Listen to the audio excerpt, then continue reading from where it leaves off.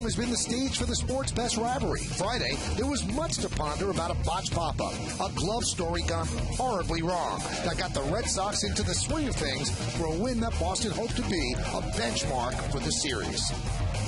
But CC Sabathia had other ideas on Saturday. The Yankee ace was all that and more, shutting down the Sox big guns to even up the series in a game apiece. Last night, Dustin Mosley, in an emergency start, kept Boston off balance and also tipped the series in the Yankees' favor.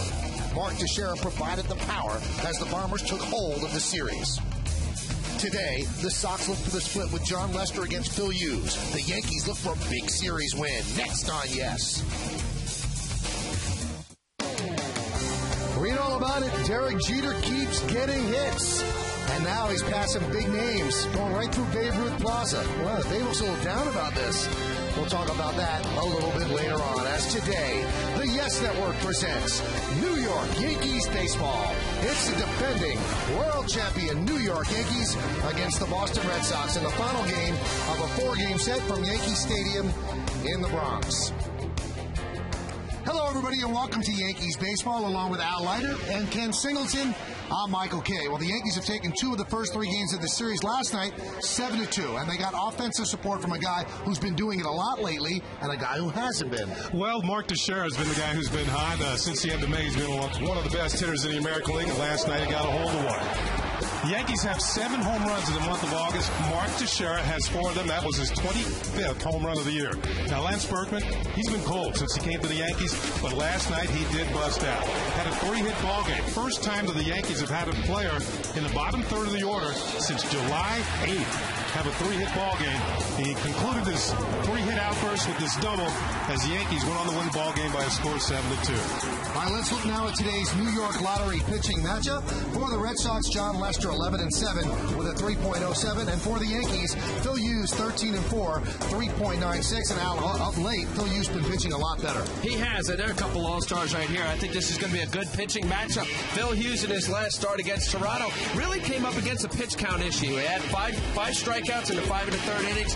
Good fastball, good curveball, and as you say, Michael, much better of late. Like to see this as being a very good pitcher's matchup between him and Lester. Now, he likes some runs, so when you want some runs, you want your leadoff guy to get on. On Friday, Derek Jeter tied Babe Ruth. Last night, he goes ahead of the Bambino. We'll talk about all of that next on segment 2, right here on Yes.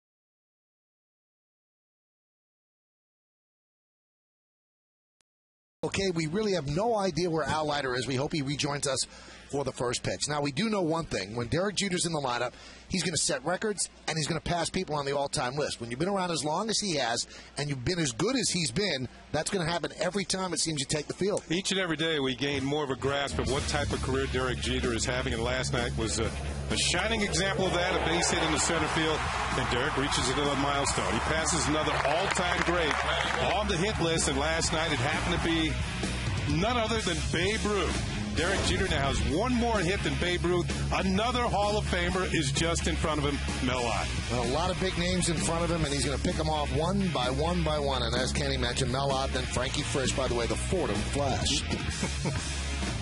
Coming up in just a moment, Red Sox and the Yankees. Final game of a 4-game set. It's a day game, but the stars are out. Lineups, first pitch, baseball next, right here on Yes.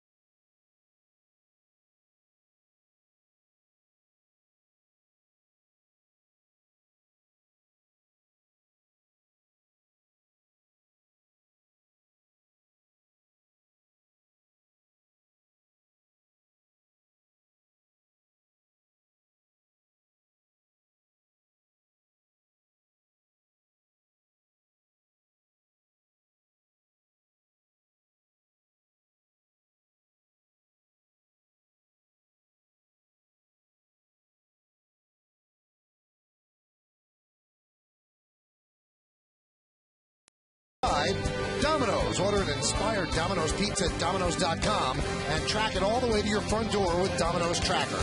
By Raymore and Flanagan Furniture, furnishing your style with a guaranteed delivery of 3 days or less.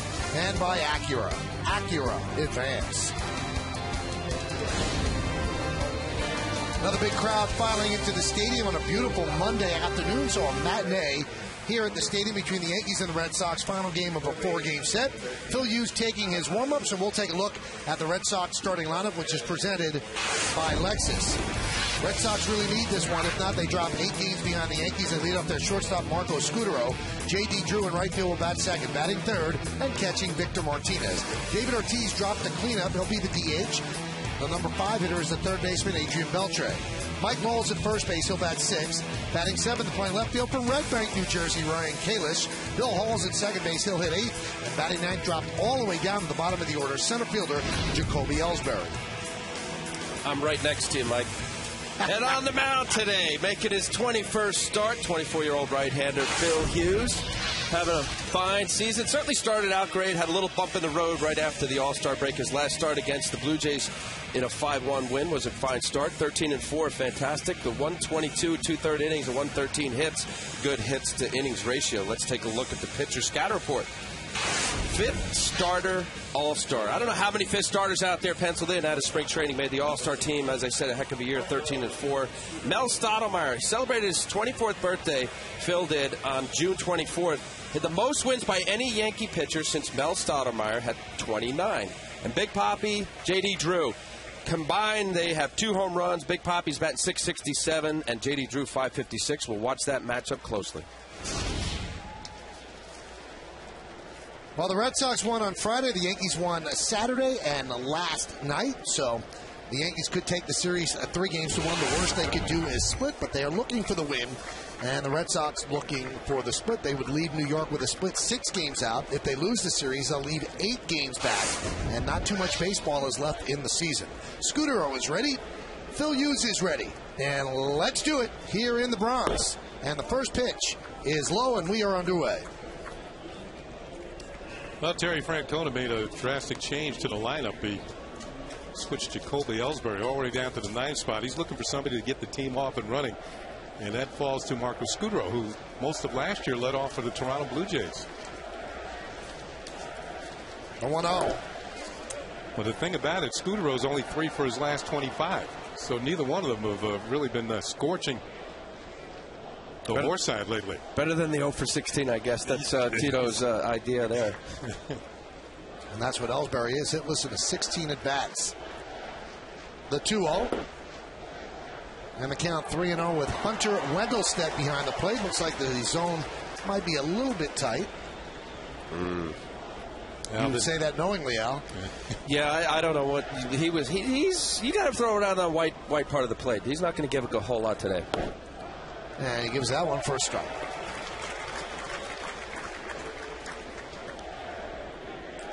Well, shouldn't it be the strike zone is the white part of the plate?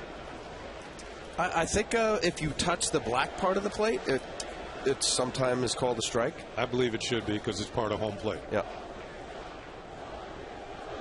The 3-1. Not that I like it, but it is part of home plate. That's a good point, Kenny. Well, they talk about throwing on the black, although you don't see black anymore, but they paint these home plate look real nice. That normally there was a little black edge to it. It's all for TV. Look at that, all white. Wow. 3-2. Lofted to right field. Drifting back, Nick Swisher. He's there, and he makes the play for the first out. Let's take a look at the Yankees defense brought to you by Mercedes. We've already seen Nick out and right. The center fielder is Granderson, and the left fielder is Austin Kearns. In the infield, you've got A-Rod, Jeter, Cano, and Teixeira third to first. Posada is behind the plate, and Phil Hughes is on the mound.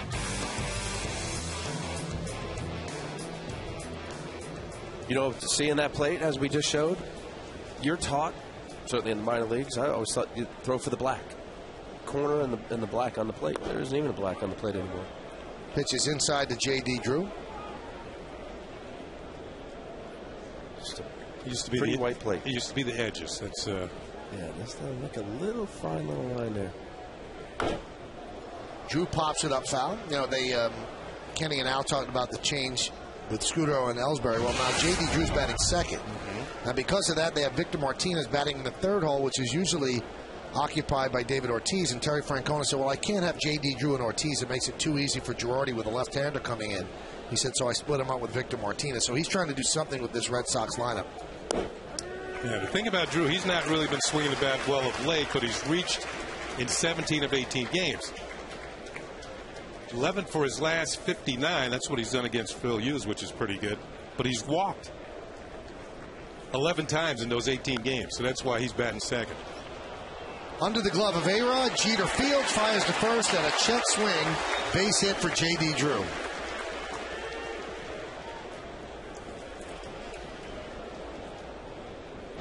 Well, sometimes, Al, it's not how hard you hit it, it's where you hit it. This one's kind of perfectly placed. An excuse me base hit. Out of the reach of A-Rod, Derek Jeter throwing on the run, and J.D. Drew had an extra step batting left-handed was the difference for him getting that infield single. And as slow as that ball was, Kenny, as you know, that the only chance, I think, was for A-Rod to cut it off. You saw just underneath his glove. Playing him to pull.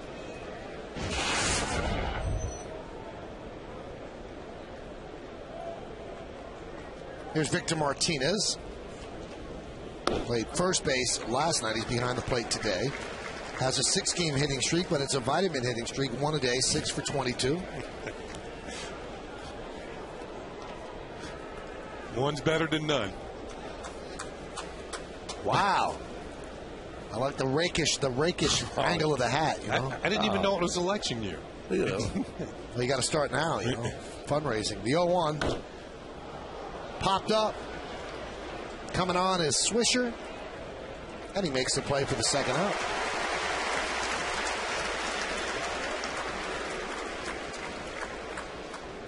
Al, you mentioned Hunter Wendelstedt has a very tight strike zone. You started one game with him behind the plate. Only one? Only one. And you really shouldn't be complaining. 7 innings, 2 hits, no runs, 7 strikeouts. So you got to win. How many walks? That's not listed. Wow. Honestly, I remember his dad, Harry. And I did, 6 walks? There was 6 walks, right? How did I only give up no runs? How did he give up a run? Well, he only had 2 hits. So it was 8 base runners. Yeah. Could have been 6 hits and 2 walks.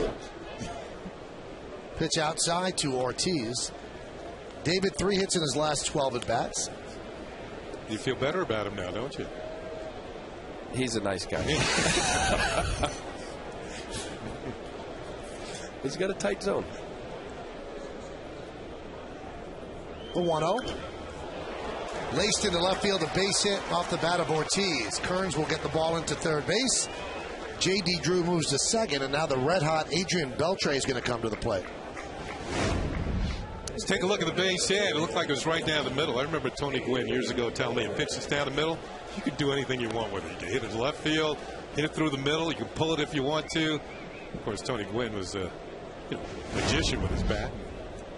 Hall of Famer. Usually when it's down the middle, Ortiz is looking to pull the ball.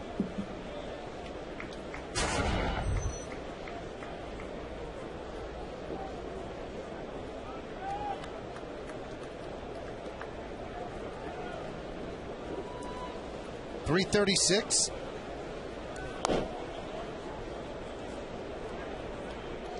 .14-game hitting streak for Beltre. 20 for 57, I'm sorry. And he's just had a great year. He signed a one-year contract with the Red Sox, put a lot of pressure on himself to perform, and he has certainly done that. Probably in line now for a multi-year contract at the end of this season. That would have served down the right field line, but foul. Well, years ago, players would tell you everybody was on a one-year deal, and you had to really maximize your abilities each and every season just to get a raise the next year. He's got a plate appearance option. He's got to have 640 plate appearances. No, he's going to make that. But that's only his option. He could turn it down and go for a multi-year deal. Since July 19th, 366 in 20 games. The 1-1. There's a strike. Now, this has been a tough spot for Phil Hughes all year, despite the great record of 13-4. With 2 outs and runners in scoring position, the opponents are hitting .422, 19 for 45 against Hughes, so he has not been able to put him away. Put away pitch anytime, especially here 1-2 count. Just realize as a pitcher you have a pitch or two that is the pitcher's pitch off the plate somewhere. Fouled away. See, like that to me is a mistake. Right down the middle, Kenny.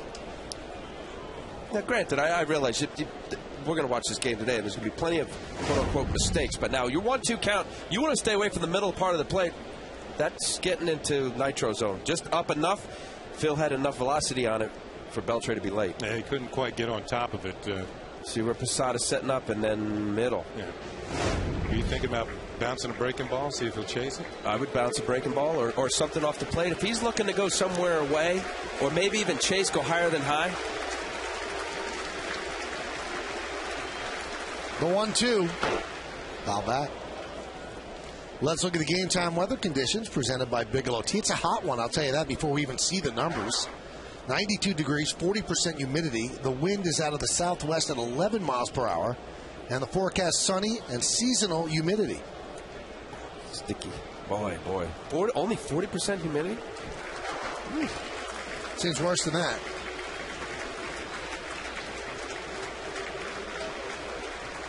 The 1-2. Swing and a miss. He got him. Fastball up and in. So Hughes gets a big out. No runs, 2 hits, no errors, and 2 men left on base. Red Sox nothing. And the New York Yankees coming about.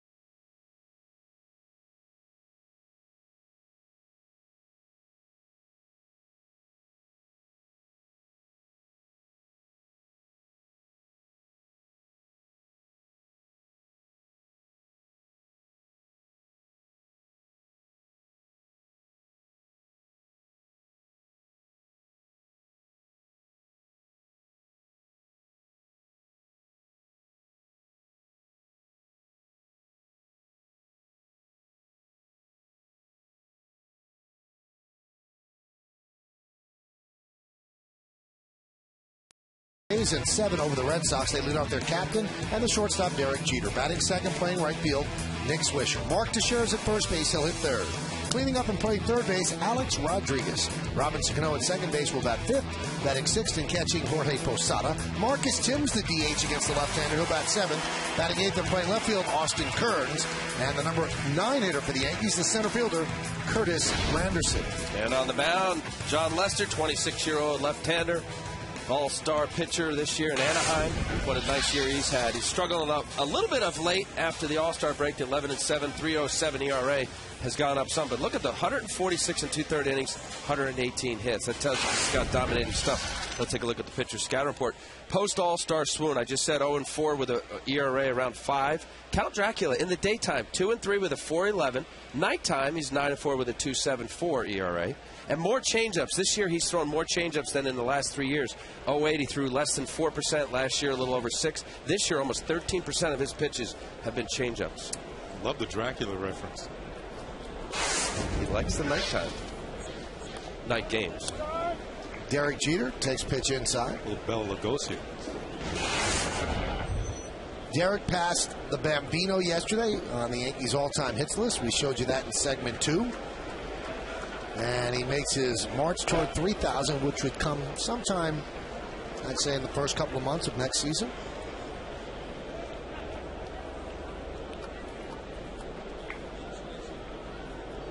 Another Hall of Famer just in front of him, Mel Ott, who used to play for the New York Giants. Nice play by Beltre. And he gets Jeter.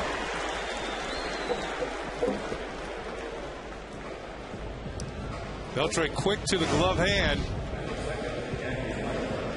Sure-handed third baseman.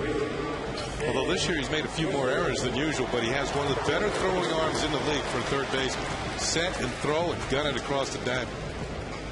Quick glove hand. Sets himself. Fires the first. A couple gold gloves. Yeah, with Seattle. Kind of good all-around season. Here's Nick Swisher. And there's a strike. Speaking of a good overall season. 299 for Nick. 22 homers, 66 runs batted in. Settled in nicely in the number 2 spot in the lineup. 10 for his last 34.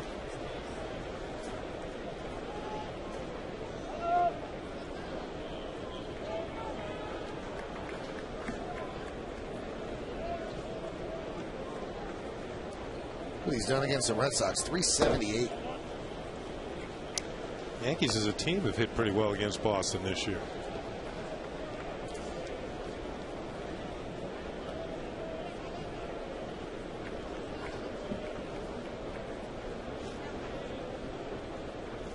Don't know if you got a chance yesterday to watch some of the coverage that ESPN had, Baseball Tonight, and they had a stat that was incredible that Paul O'Neill was probably the guy who did the most damage against the Red Sox during that time. All of his hits were either with the Yankees down by 1 or up by 1 or tied. All the home runs, big hits, and he really stepped up big against the Red Sox. Grounded to third, Beltre is there. He sets and fires, and a nice backhanded grab there by Lowell. Let's take a look at the Red Sox defense, brought to you by Mercedes.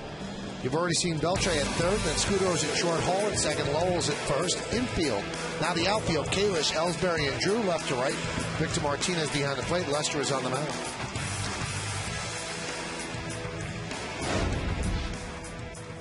Trying to get underneath it, stops. He realized he had plenty enough time. Ended up making somewhat of a bad throw. It's Gold Glove, but he can style a little bit too. There's Mark Teixeira, 6 hits in his last 15 at bats.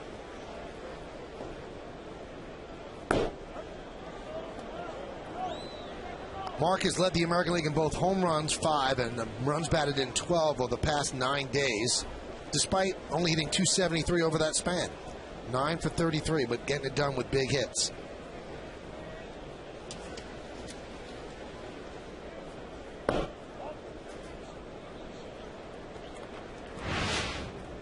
Well, this is last night, and Josh Beckett just gave up a long home run. Yankees went up 3-1 on their way to the 7-2 victory. And the Yankees continue to have great success against Josh Beckett, who's not a good pitcher. He's a top-flight ace, But they seem to have the formula against Beckett. Occasionally he'll throw a good game against them. For the most part, while he's been with the Red Sox, they get to him. And Dustin Mosley did such a good job in an emergency start with A.J. Burnett's back acting up. He was scratched. They'll start tomorrow. So I think, Michael, with pitchers like Josh Beckett, and he's got great stuff, as you say, will get careless in the zone. And I think the Yankees hitters have done so well, Kenny, of waiting out for that mistake, whether it was Teixeira getting a pitch that was middle up. And he really doesn't throw the changeups. The changeup has been somewhat of a problem. And Teixeira is down looking at a called third strike. So the Yankees go down in order 1-2-3. Now we're going to go to the second inning with the Yankees and the Red Sox 0-0.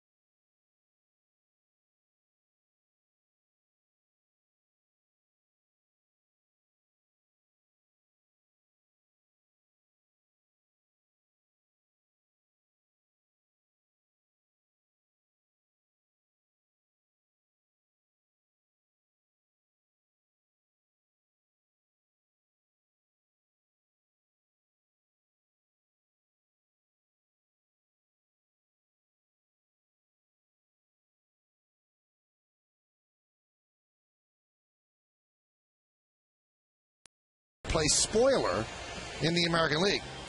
You can text your vote to 58772. Standard text messaging rates apply.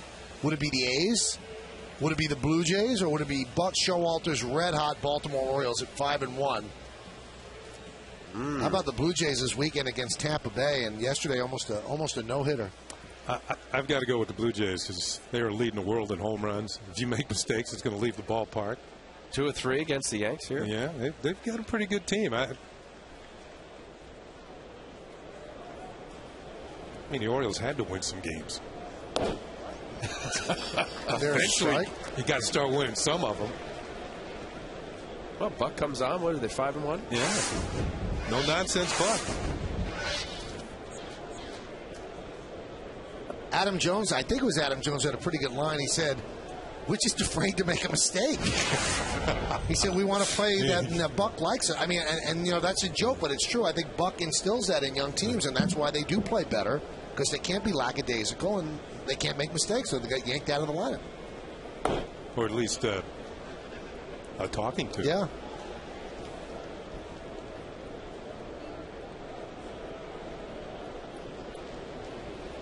Well, there's something to be said about having an interim removed from the manager's name. That one's driven down the right field line. Long run for Swisher. Oh, what a play! Nick Swisher takes an extra base hit away from Mike Lowell. And Phil Hughes and Mark Teixeira both point out there as it is a great play. You know, Michael, I think you would agree with me and Al as well that this has been Nick Swisher's best defensive year in the outfield. He's got 6 assists in the outfield, but right here, a sliding catch made even more difficult because he's a left-handed thrower. This is the IOTV super shot. Yeah, in stereo. You can see the great play by Nick Swisher.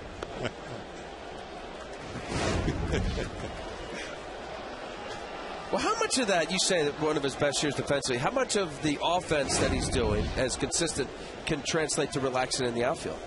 That's very true, because sometimes when you're hitting well, you relax on defense, you play better. You don't take your hitting woes after the outfield or infield with you defensively. Focus, concentration. Oh, Nick's been all over right field. She made some great plays in Cleveland on the last road trip. Boy, just saying that, Michael, and you're talking about Paulie O'Neill, the Warrior with the great hits. How often you see him in the outfield in between pitches working on his swing.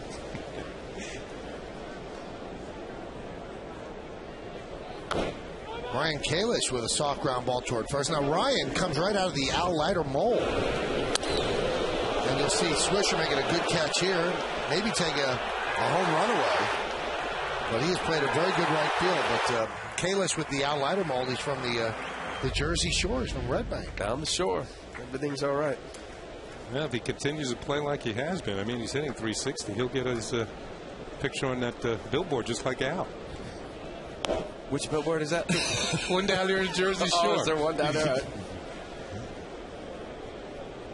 Born in California and still lives in New Jersey. Went to Red Bank Catholic and grew up a Yankee fan. So it must be very difficult for him.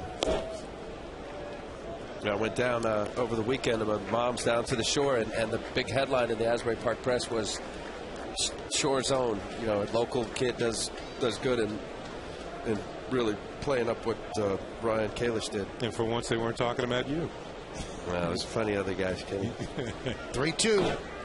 Ground ball right side, base hit.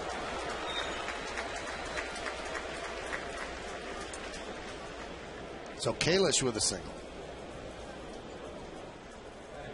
IOTV offers you incredible HD picture and sound. HD is free with IOTV, the official HD service provider of Yankees baseball on Yes.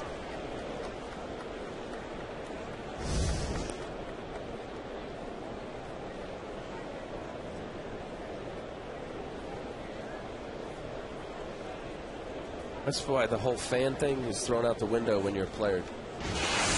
Absolutely. You become a fraud. Who do you root for?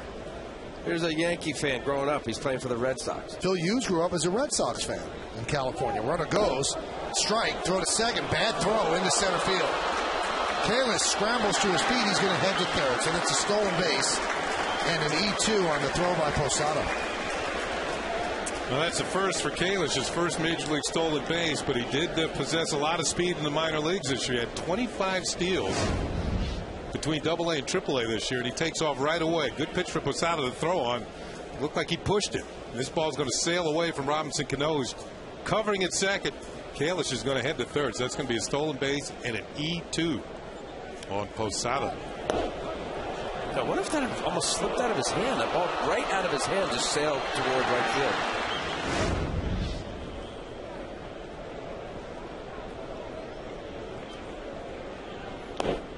Jorge is playing his third straight game, so he hasn't done that very much this year. And a day game after a night game as well. But Joe Girardi said, I'd like to have Cervelli catch Vasquez and Burnett. With Burnett getting scratched yesterday, that kind of scuttles those plans just a bit. So it could be that Cervelli catches both games in Texas. There's a ground ball in the hole, grabbed by Jeter. There's no throw. An infield single for Hall. A run for the Red Sox, and they lead 1-0.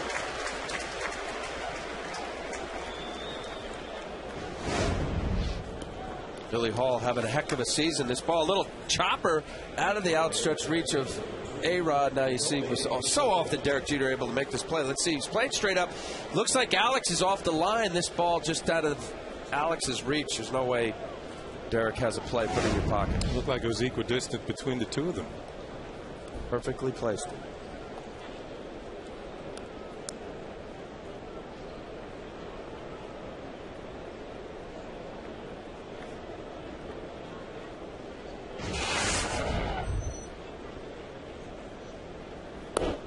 Pitch to Ellsbury is a strike.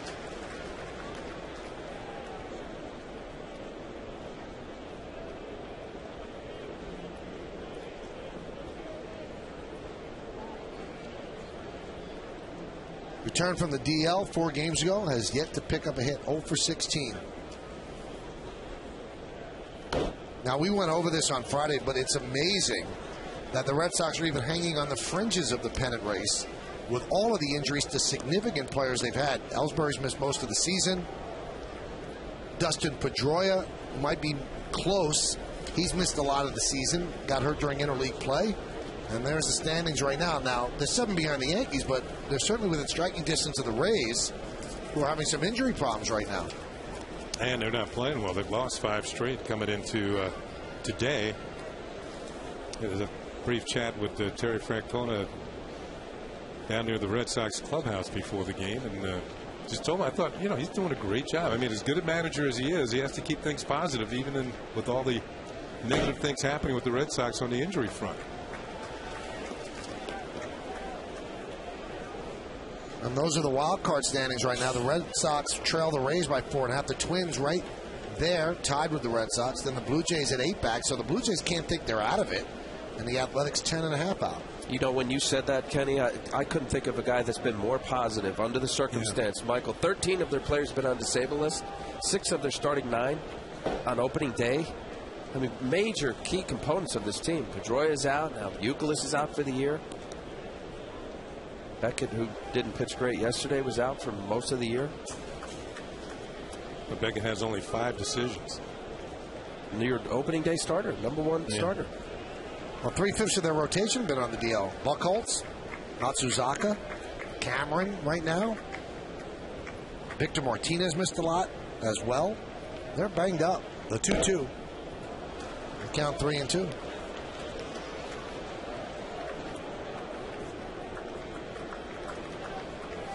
.38 pitches for Phil Hughes, who are in the second. Yeah, those are going to go briskly today. Bring one up here.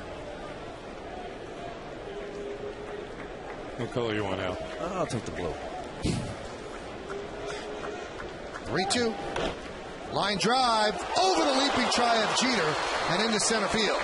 Hall was running. He's going to third. He makes it. And a single for Ellsbury, his first one since coming up the DL, and the Red Sox have runners on the corners with 1 man out. Well, putting a runner in motion, sometimes it'll make a hitter concentrate a little bit more. He knows he has to try and put bat on ball, and Ellsbury just gets it out of the reach of Derek Jeter. There it is on Yes Mo, and Derek, about a foot, you'd say? 1 more foot, he would have had it. I mean, you talk about disappointing. You give up the stolen base, then the throw by Posada, and a little dribbler past A-Rod. Now, a situation like that as Phil Hughes, and of course it's part of the game, folks. I get it. You're 0-2 on Ellsbury. He's been struggling 0 for 16 up until that hit. And then you get 3-2. And give, as you say, Kenny, give an opportunity for Terry Francona to get the wheels running on Billy Hall. Because of that, Derek Jeter was out of position.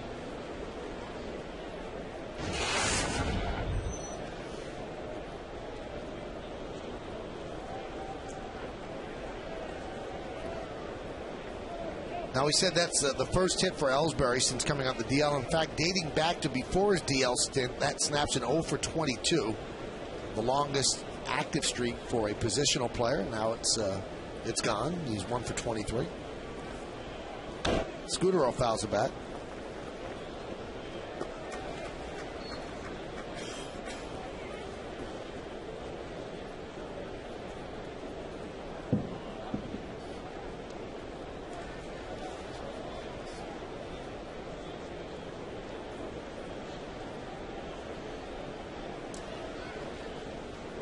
Red Sox with 5 hits in an inning and a third against Hughes. 2 in the first and 3 here, 3 in a row here in the second. 40 pitches so far for Hughes. Yeah, even though it's only 40 pitches, try to stay away from that big inning. He did have a pitch count issue in his last start. We ended up having almost a 40-pitch inning. What happens, the high pitch count, and why the Red Sox are able to get as many hits as they have, because you go deep in the counts, hitters see more pitches, and they're going to pounce on your mistakes. When you get to the 3-ball count, you have to come in with a strike, and these Red Sox hitters are very good. Dave McAdoo, the hitting coach for the Boston Red Sox, and he's in charge of one of the best hitting teams and the highest scoring teams in the major leagues. Runner goes. Foul away. So Francona trying to open up holes in the infield, sending runners. And as Kenny said, also making the hitter concentrate more and putting the ball in play. Now, he's got a hitter at the plate right now, falls in the same category as Ellsbury, and that's Scudero, who's 3 for his last 26. So sometimes if you can make them instead of pulling off or little mechanical things that hitters doing wrong, mechanically he has to be pretty sharp to make sure just that he hits the ball. With the runner going and something opens up in the infield, you get yourself a hit. Runner goes again. Fouled off again down the right field line. And Swisher gives it a look. Well, these are tough at bats for any pitcher. When you have Marco Scudero fighting off the pitch, especially the breaking ball away, it almost seems like he's looking for something off speed and fight off the fastball. And that's a tough combination. Guy's not trying to hit a home run here or drive a ball out of the ballpark. Yes, he can hit a mistake. And as you say, Kenny, that's a tough combination for Phil Hughes to be able to identify where you go with a guy who's just trying to put the ball in play.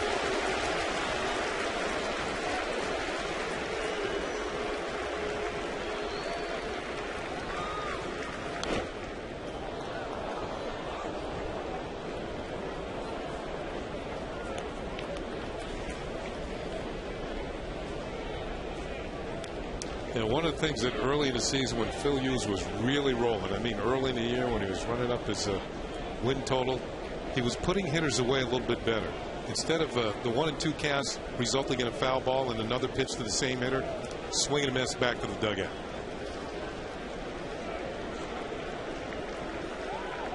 They got him picked off. Oh, no. Didn't get the throw there quick enough, and it was a little bit high.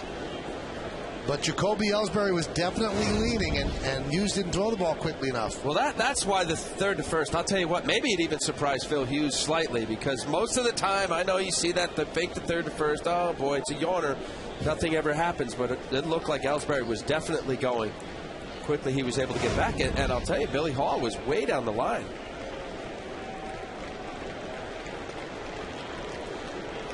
Ellsbury goes, and there's a stolen base.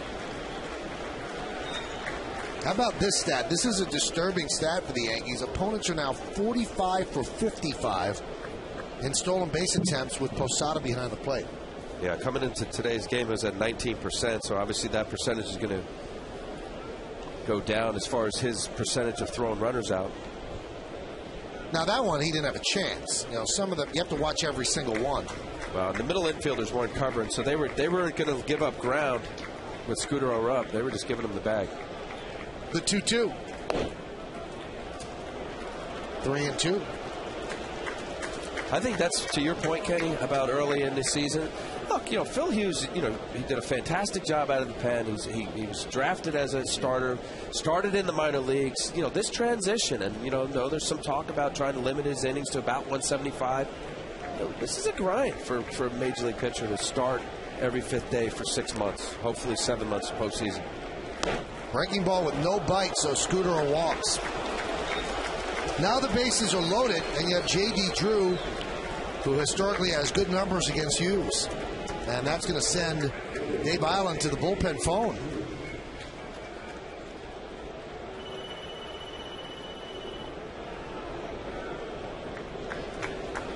Probably see Sergio Mitre begin to throw.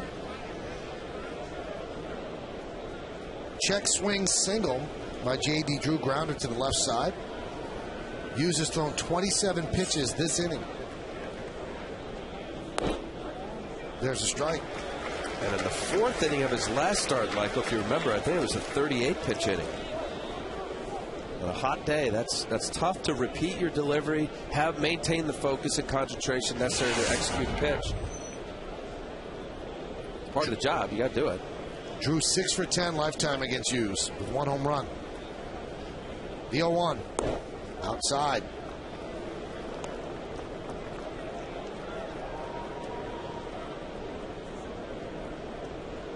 There doesn't seem to be much urgency out there.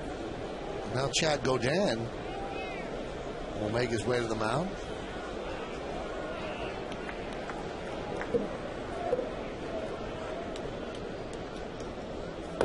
One thing that Hughes has been able to control this year is he gives the Yankees some semblance of length. He's completed at least 5 innings in every start this year, and that's obviously in danger the way he's pitching right now at 50 pitches in the second inning with the bases loaded and 1 out.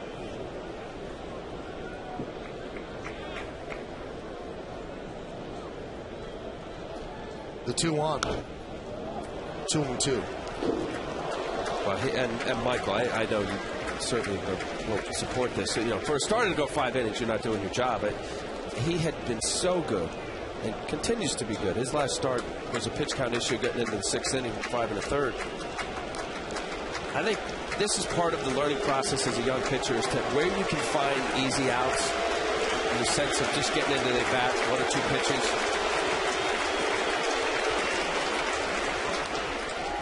Grounded right side. Grabbed there by Cano. Good play. He'll take the out at first. A run scores. Hall across the plate. Ellsbury to third. Scudero to second. And the Red Sox lead is now 2-0. Good play by Cano going to his left. He realizes too far away from second base to even think about a double play. So he gets Drew. Give Drew a run batted in. His 52nd of the year. But he almost snuck one through the infield. Robbie Cano showing good range to his left to pick up the out.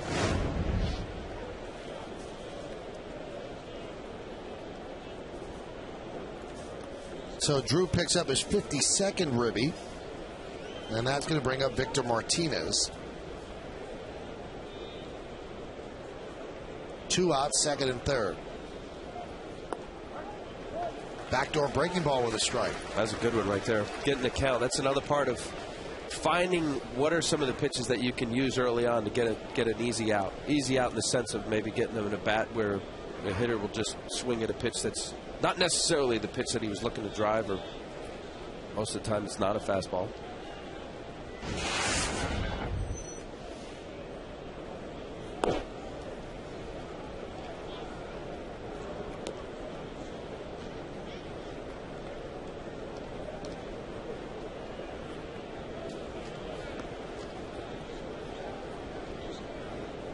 Posada goes out and talks with Hughes. This copyrighted telecast is presented by authority of the New York Yankees. May not be reproduced or retransmitted in any form, and the accounts and descriptions of this game may not be disseminated without the express written consent of the New York Yankees. I know Posada does that often, and I do believe that Jorge sees his pitchers enough to where he can either look them in the face visually and see whether they need a breather or something mechanically. Alter his arm angle and make sure he gets on top, finish, whatever the point is.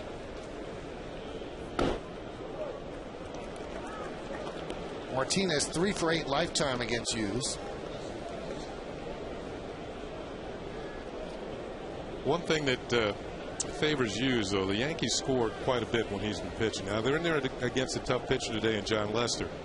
So he might have to limit the damage a little bit more than usual. This will be Hughes' 36th pitch of this inning, the 2-1. Breaking ball strike, 2-2. And the Yankees are 15-5 in his 20 starts, so they usually score when he's on the mound, and that's how he has a 13-4 record coming into today.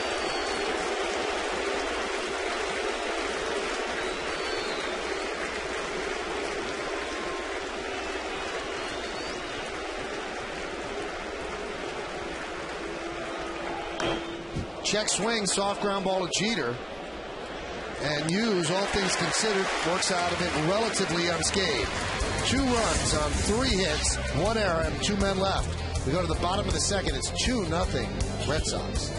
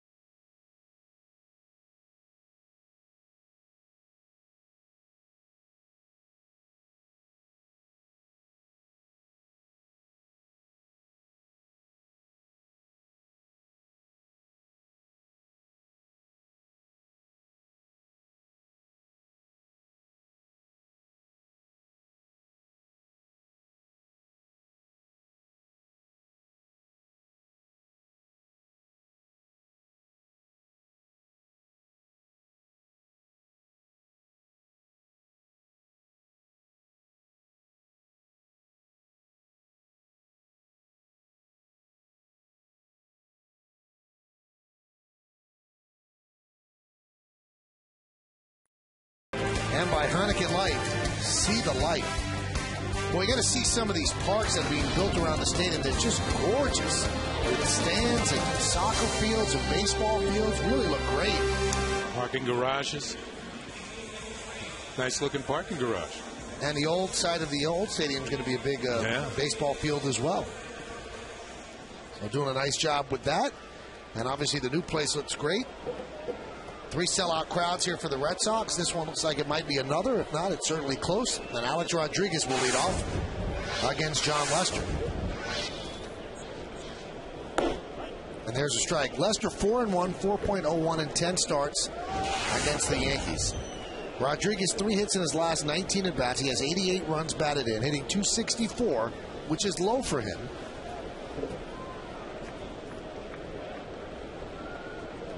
The 0-1.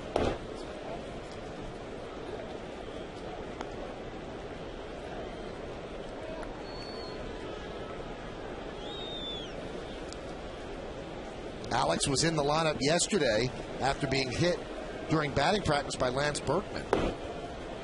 Alex, a very friendly, gregarious fellow. Saw Joe Buck of Fox, turned around to say hello. And as he turned for about a second, he was smoked on the left shin by Lance Berkman. Fouled straight back here. And this is the Fuddy Zabruta film that Fox had. The what? Zabruta-like. Yeah, Zabruta film was not in HD, though. Okay. I don't think this one was either. And Alex obviously was in a lot of pain, and they thought he was going to be out for a while, but he was in the lineup yesterday. He did leave in the 9th inning and when the shin stiffened up. But great recuperative powers by Alex, and didn't miss much time at all. Missed one game, and that's a lot less than people thought he was going to miss. Oh, so lucky. I watched that game and watched that what we just saw. Boy, I thought it was going to be a lot worse. Yeah. It could have been. Let's put it that way. Alex said it could have hit him in the face. He said it could have hit him in the chest. He could have been out for the year. The 3-2. And Alex works a walk. So good injury news for the Yankees as Alex is back in there. Lester, his first base run. Mentioned Lester has lost 4 straight starts. He had never lost 2 in a row before this. So, as Al told you, he's been struggling a bit since the All-Star break. Here's Robinson Cano. He carries a modest 4-game hitting streak into this one. 7 hits and 20 at-bats. And he's hitting .332, which is 5th best in the American League. Alex also stole a base yesterday, so his shin was obviously feeling very good. There's a strike. Doing so, he joined some select company. His career number 300. There we go. That's select. Bonds Mazement, Alex Rodriguez, 600 homers and 300 steals.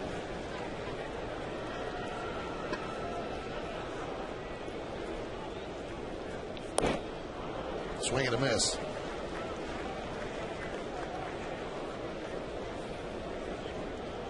Every once in a while you see hitters take a little walk like Cano did. That's just a reminder, don't have that type of swing again. Just get your thoughts together as you're walking around. That's one thing that Major League Baseball is trying to eliminate. They want the hitters to stay in the box, keep the games moving a little bit more quickly. But I think that was a result of the swing as well, kind of off balance, and he went for a little walk, and it's a reminder, what are you doing? What are you swinging at?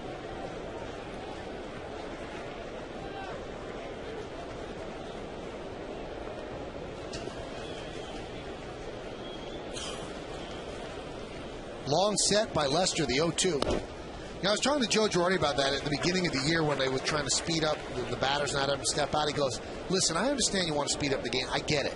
He said, but this is how people earn a living. There's a lot of money at stake. There's a lot of things at stake. You can't just sit there and not think about the next pitch. He said, sometimes you need to step out. What about the danger issue? Remember Angel Hernandez wouldn't let the guy, wouldn't give him time out? I mean, something that caught in his eye, dust, dirt, whatever. 1-2. Tapped right back to Lester. He's going to get the force at second. That's all he'll get.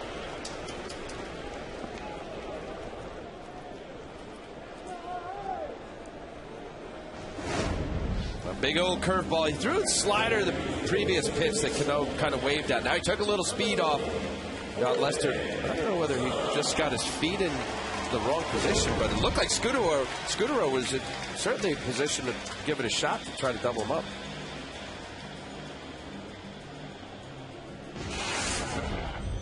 Here's Posada. He has one hit in his last 16 at-bats. Girardi was asked about that today. He said he's just not hitting smart. He said he's hitting the ball very hard, but he's not finding grass. He said sometimes when the guy's slumping, I'll point out to the field and say, look how much grass is out there. Aim for that. Look at the holes, not at the fielders.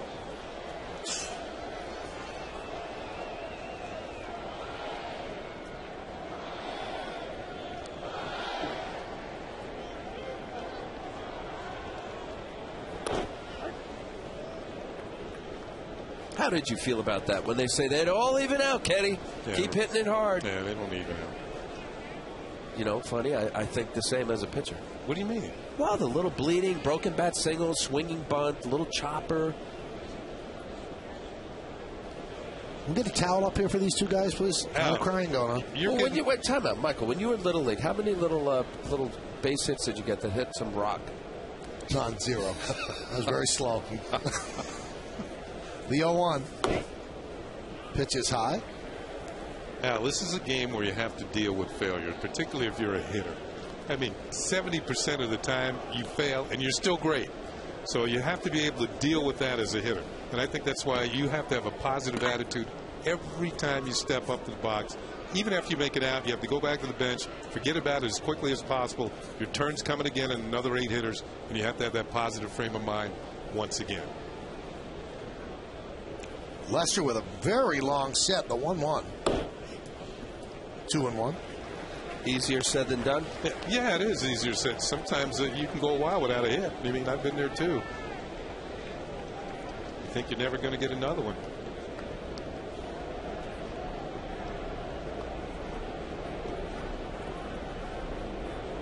Very strange way to take the side. Glove up around the chin. The 2-1. Grounded softly to short. They get one on to first. Not in time.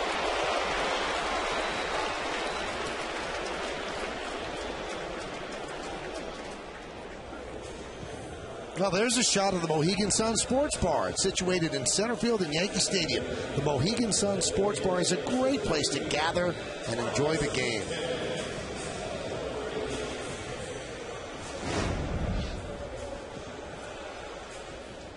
Nice little, slow enough. I guess it was able to get Jorge Posada to be safe. I think that was a slow turn.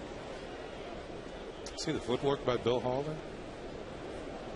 A little unusual. There's Marcus Timms.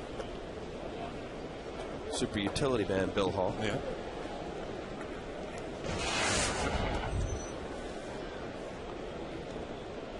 Played second mostly, shortstop, third base, left field, center field, right field.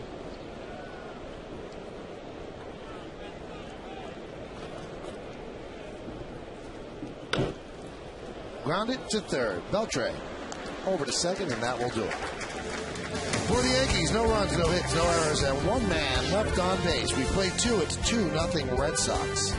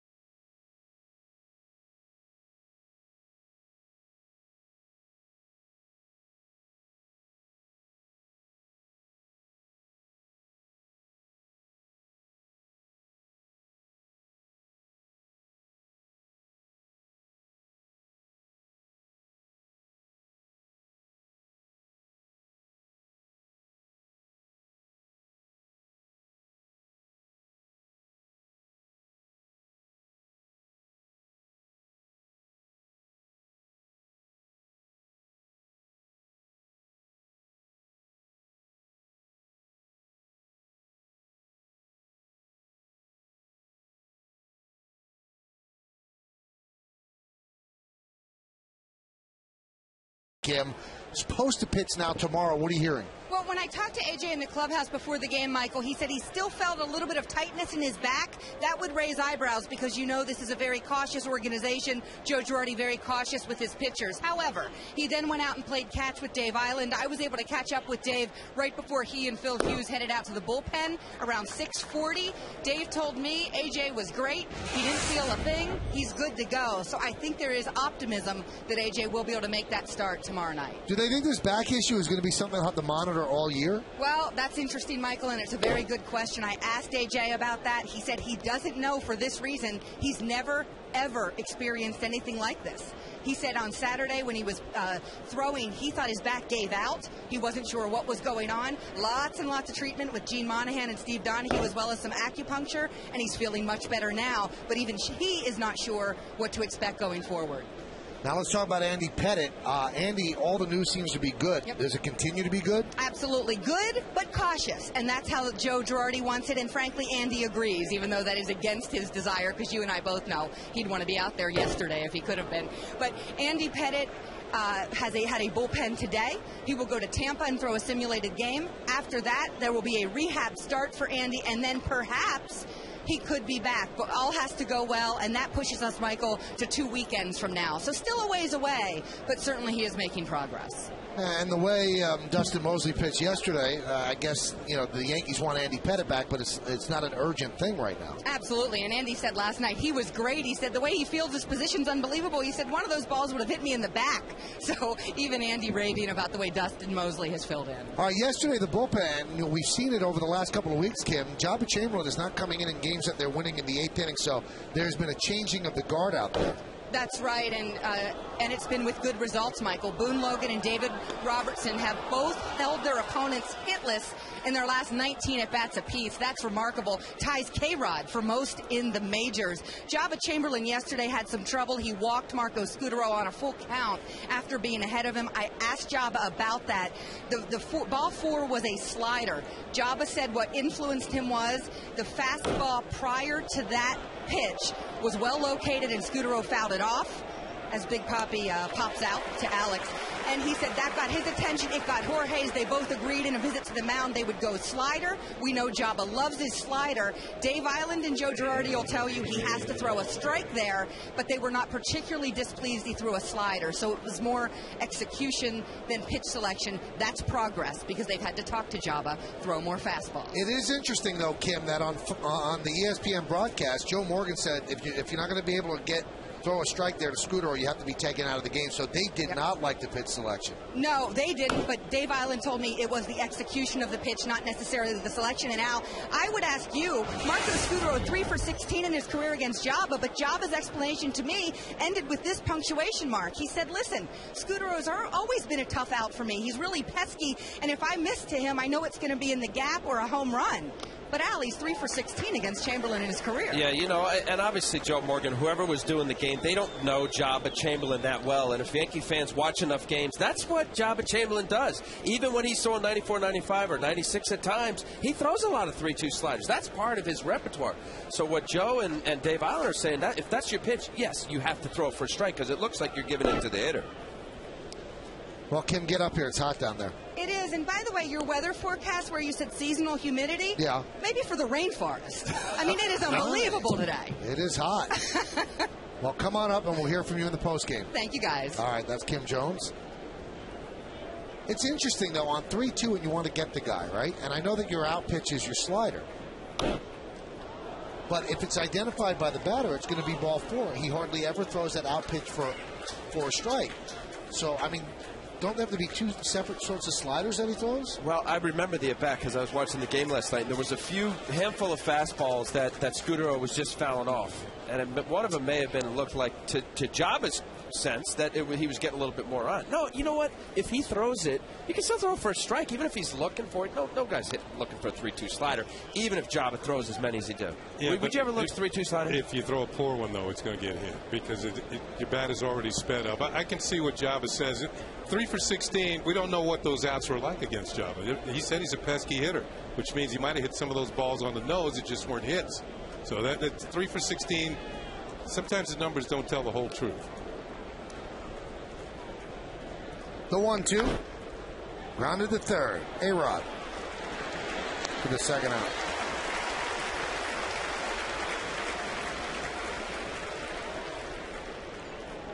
There's such a thing as a good 3-2 slider, and there's one that's you just get it over. And if you make a mistake towards the middle, anybody's going to be able to hit it. You know. Well, yeah. I mean, there are guys that just never get off the fastball. And you could throw the high school curveball, and they'll be out in front, and they'll pop it up. No question about it. Good major league hitters will hit hanging pitches out over the plate. But I just watching Job enough. If that's what he felt most comfortable, I'm of this thinking, Kenny, that as a pitcher, I would rather have a guy throw the wrong pitch with 100% conviction than the right pitch, halfway. Count 1-0 to Lowell. Lowell robbed of an extra base hit. Nice play by Nick Swisher to start up the second. 2 breaking balls in a row from Hughes, and the count 2-0. That's why often we watch a game and there's constant disagreement. Now, what's going through the mind of Phil Hughes right now? He might have something convinced based on what he saw on that take from Mike Lowell, but Posada might have something else. So part of the game is that might be the right pitch. If he shakes, well, I want my pitcher to feel good about his pitch.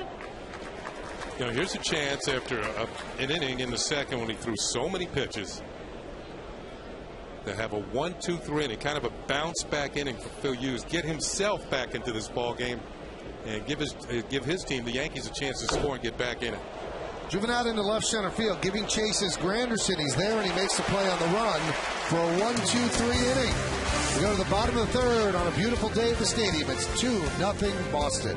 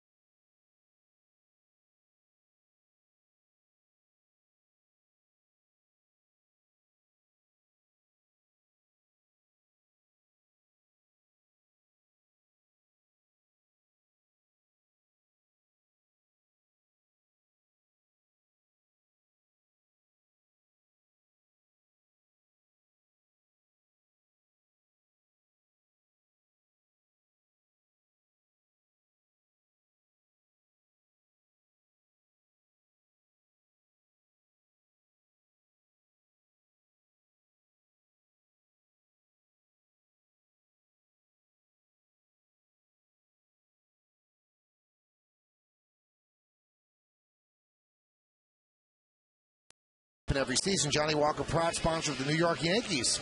August 9th, 1994, Phil Rizzuto Hall of Fame night is celebrated, but the Yankees lose to the Orioles 6-5. We go to the bottom of the third inning here at the stadium. It's 2-0 Boston. Austin Kearns, Curtis Granderson, and Derek Jeter are against John Lester. Good old number 10. The Scooter. Holy cow.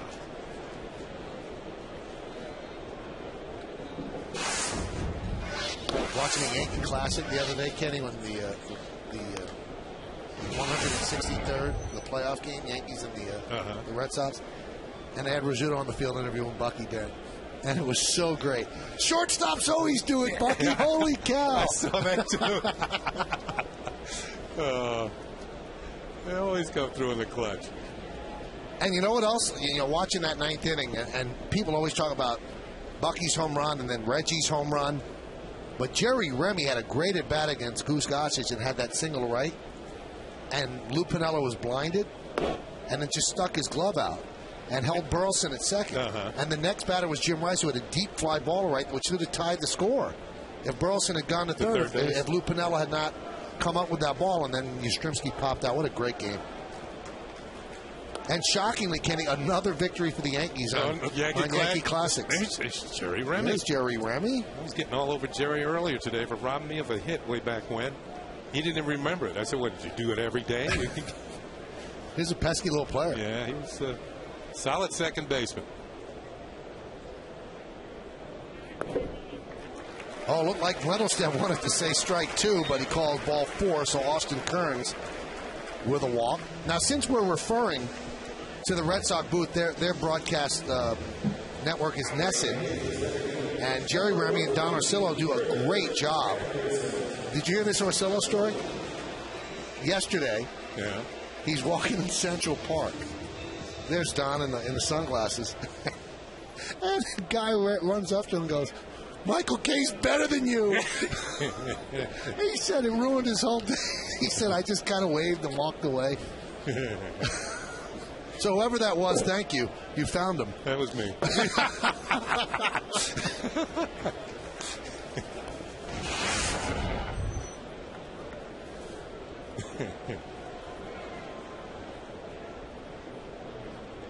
Rem Dog. And that's what his name is in Boston, the Rem Dog. You love that. What would I love? The signs and the just all of the wonderful adulation that goes your way. He's running for office. Is that what's happening? This is a setup. This is it. What would you run for? Watch out, Michael Bloomberg. President. There it is. Well, you got to start with mayor first. Look at the company I'm there on the right side too. Oh what, yeah. 1,000 for what? What did? That's how much I paid him to make the sign. Long run for Kalish, and he runs out of room. I think today that Joe Girardi had a decision to make as we look at the hits, homers, RBIs. It's all the milestones this year. Well, 19 years of broadcasting is definitely over 1,000 games, right? That's easily what it over is. Should have 1,000 put games in there. Yeah. Easy.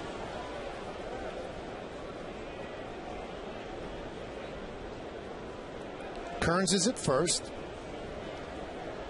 2-1 count on Granderson, batting ninth today.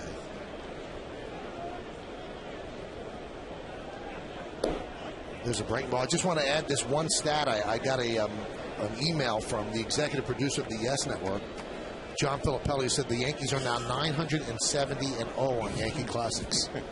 970-0. They get up for those games. They really do. They're still nowhere near the Globetrotters against the Washington Capitals. They're closing in, though. The 2-2. High fly ball. Deep left center. Ellsbury drifts over. He makes the play for the first down. Yankees still looking for their first hit. I think Joe Girardi had a decision to make today, and he wanted to give Brett Gardner a rest. I mean, Brett has been struggling of late. He's 2 for 21. In his career against Leicester, he was 1 for 3. I think Granderson was 1 for 2. So it wasn't much to choose from as, who was going to sit today. So he chose Gardner to give him the chance to sit out. Granderson's now 3 for his last 25. So neither one of them are really burning it up lately. But Gardner's the one that gets the rest today. And remember, the Yankees are headed for Texas. Temperature tomorrow, I think, is 104 degrees. And sticky. Just plain hot, let's put it that way. Michael loves it down there, by the way. Can't wait. Little known fact, there's a little preview, Al, but Kenny and I will be doing the Open tomorrow without shirts on, so we're looking forward to that. It's going to be the first time ever in big league history. Yeah. I see that. There's Derek climbing up the all-time hits list. How about this stat? 2 more hits, he passes Mel Ott. Okay, you might say, okay, what's that mean? That means that he would have the most career hits while playing for a New York team of any athlete ever, Giants, Dodgers, Yankees, if he passes Mel Ott. Mel Ott was a member of the 500 home run club, 511 in his career.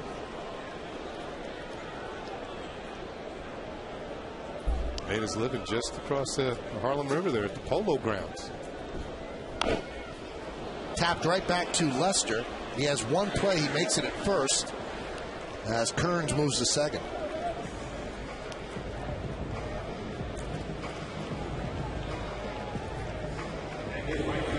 said about John Lester struggling in it since the All-Star break. His ERA was still respectable in the mid-4s. He's right now, so far, it looks to me, he's really establishing that inside part of the plate, the big curveball, enough change-ups. Mentioned during the scouting report, here's a guy you talk about trusting as you get a little older. 3% of his pitches in 08 were change-ups. This year, almost 13% of them. Here's Swisher now. Lester becomes a lot tougher pitcher when there are runners in scoring position. Opponents are hitting 198 against him in those spots, 23 for 116.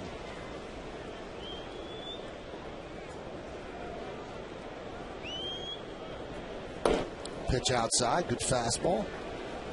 He's got some weapons. He's got a good fastball, good breaking ball. We've seen the off-speed you mentioned, throwing more change-ups, keep hitters off balance. Yeah, and I mentioned that for a young player, that's 26 years old. He's been around a few years, almost arguably at the All-Star break could have been one of the pitchers that Joe could have picked as a starter. He had that kind of first half.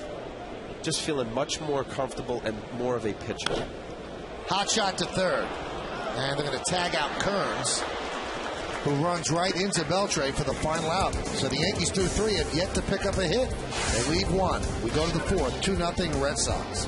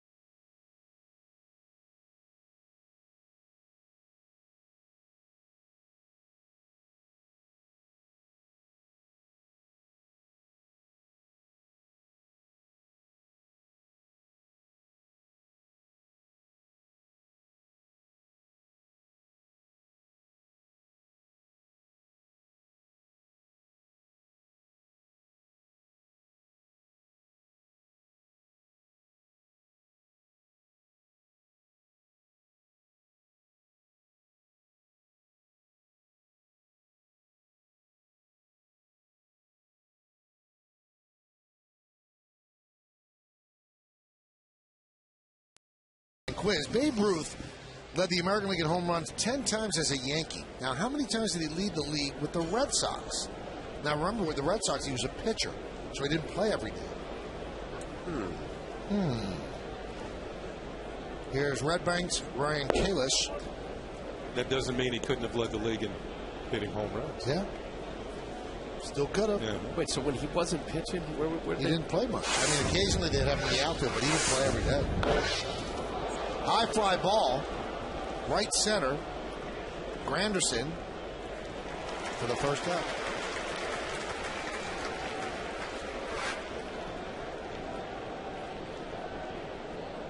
No, on Friday we were talking about how you doubled and Kruk. And John Kruk was running behind you in the world. He was killing you on my radio show the other day. So he couldn't hit. He just couldn't hit. So both of you guys were probably. You think I was? Yeah. I listened. No, I heard. I didn't. I heard. I heard. It was good. It was cute. I think Kruk does a great job. Krucky and cute just don't seem to get it. Yeah, you don't want cute. A lot of people have been coming up to you lately, Al, and said, well, why doesn't Michael K like you? Would you straighten this out now on the air? Okay. We're good friends. I met a couple folks at the Ocean County Mall a couple days ago with my mom. And the two older ladies, beautiful ladies, they watch every single day and know the Yankees inside and out, better than all of us. And they said, Michael K, he gets on you. Does he like you? I said, I think. I think. See, now you've fostered Well, no, but this isn't the only time. So we're friends. It's like that relationship. We've known each other, what, 25 years? Yeah. Fouled straight back here. So many people know that Kenny and I are very close. They never say that about Kenny and I. Yeah, but you don't play the sarcastic, witted humor with him. It's like brothers picking on each other. All right. Well, to those two young ladies at the mall, I'm very close with Al. What'd you do? Bring Mom for some couple of slices? It's a bar. Starbucks. The 1-2. Swing and a miss. Climb the ladder. And Hall strikes out.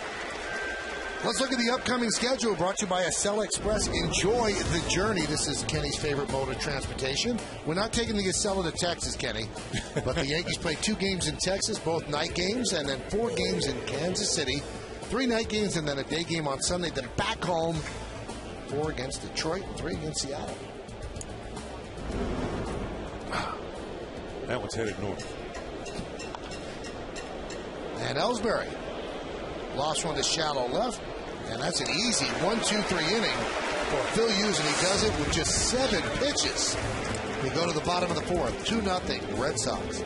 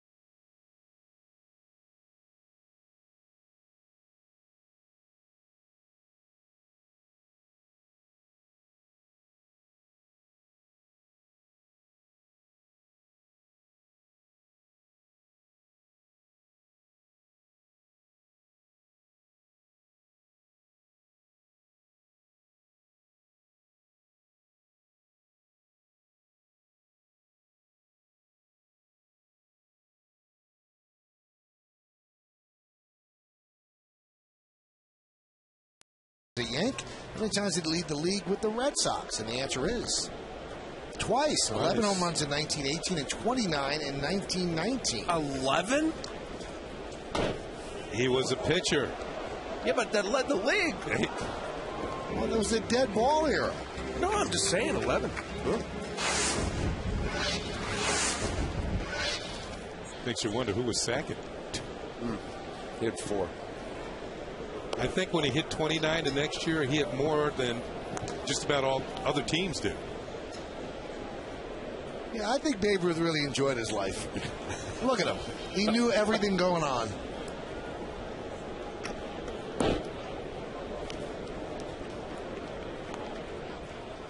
Well, didn't Home Run Baker, I mean, his nickname was Home Run Baker. I think he had 14 home runs one year.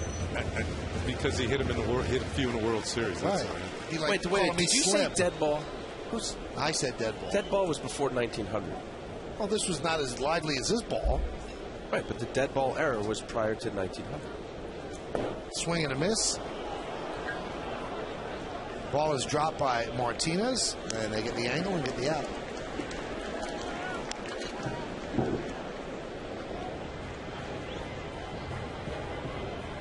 Right now, John Lester's got it going on. Tough for these Yankee hitters. No hits through 3 1/3. When you have so many weapons, And he does. When he's on, I mean, just that little extra giddy up. But recently, his velocity really hasn't been touching in that mid-90s. Curveball, we just saw him strike out to Sherry. He's throwing some changeups. He cuts the ball in. And I like how he, as a left-hander, comes in on right-handed hitters. Not just to show, but establish inside his strikes and to pitch inside. Here's Alex Rodriguez. Pitch inside.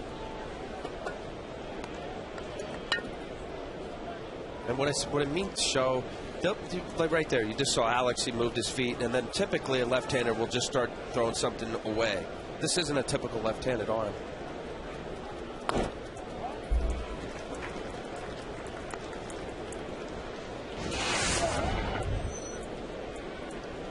Six for 22 against Leicester and 3 of the 6 home runs. Well, he should be looking for a cookie out over the plate, fastball.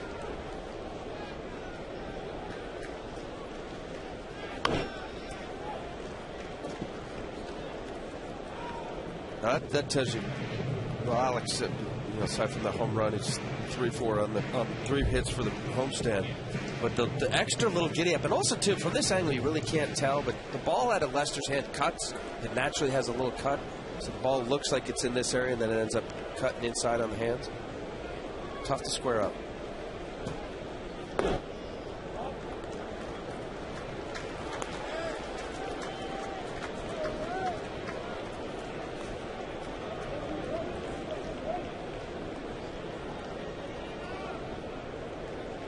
3-1 count on A-Rod. And the pitch. Got an outside corner call there for 3-2.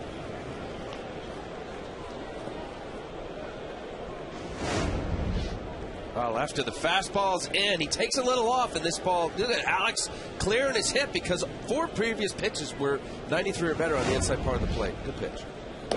Strike 3. Alex down looking, and he knew it. Nipped the outside corner with 3-1 and then 3-2. Well, in. Watch his hip open up. Because of he established inside, that ball was perfectly painted 94 away. Alex clearly looking on the inside part of the plate. Well, this is according to ESPN 710 in Seattle. The Mariners have fired manager Don Wakamatsu and pitching coach Rick Adair. The Mariners confirmed it in a press release, and Darren Brown will step up from AAA to manage the team. Wakamatsu did such a good job last year. They finished, they won 89 games or 88 games. But this year, a couple of weeks ago, you might have seen that scuffle in the dugout. Sean Figgins, Wakamatsu, several of the players pushing and shoving. That's not a good sign. Things were not all copacetic with that ball club, and they haven't been scoring. I know they're basically pitching and defense, but in the American League, you got to score. And they're just not playing as well as they did last year. They made a change. And I had heard from a couple of people, Kenny, that Wakamatsu and Zaredzik, the GM, were not getting along. Well, that's, you know who pulls the strings, the GM. A lot of times it has to do with the player personnel, who plays and who doesn't. So 3-0 count on Cano. Let's see if they green light him, try to get a quick strike here. Yankees still without a hit. 2 outs into the 4th. Taking, and he takes a strike. Leicester, since the All-Star game, sporting a 4.39 ERA, but he looks like a different pitcher on this Monday afternoon in the Bronx. Well, you know he's an all-star type pitcher, and eventually he's going to snap out. It's like a hitter being in a slump. And he ends up walking Cano. So that's the 3rd walk issued by Leicester. And that'll bring up Posada.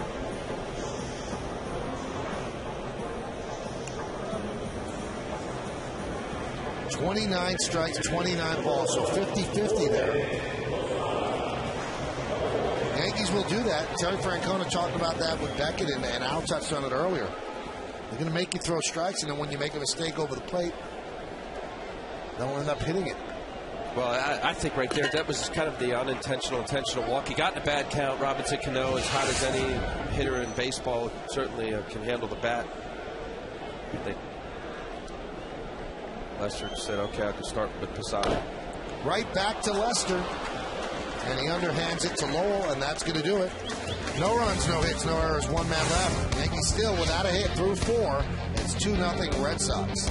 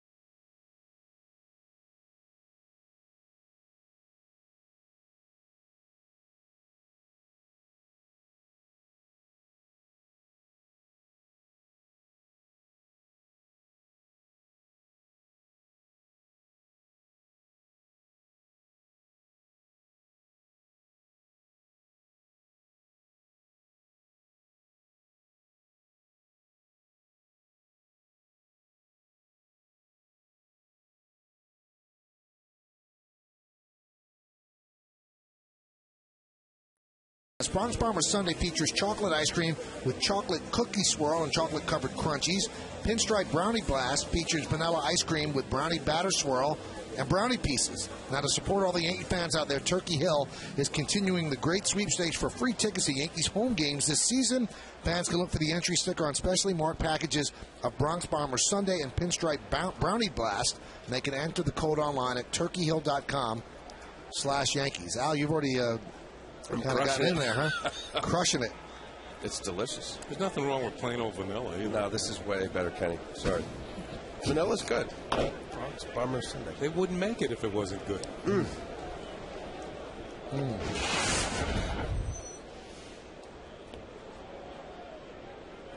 Okay, Mike, let's go.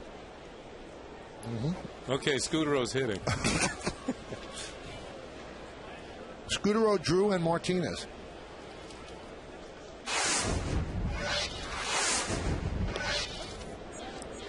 Now, I'm glad that this was straightened out so I don't like a complete doofus. Baseball's dead ball era was considered from 1900 to 1919. Woody. Oh, Woody's right. He would know. So when I said it, you jumped me like I stole something. There's a ground ball to A-Rod. One away. So I don't know, an apology could be in order. Right, Thank you, Woody. I'm sorry. Are you sure?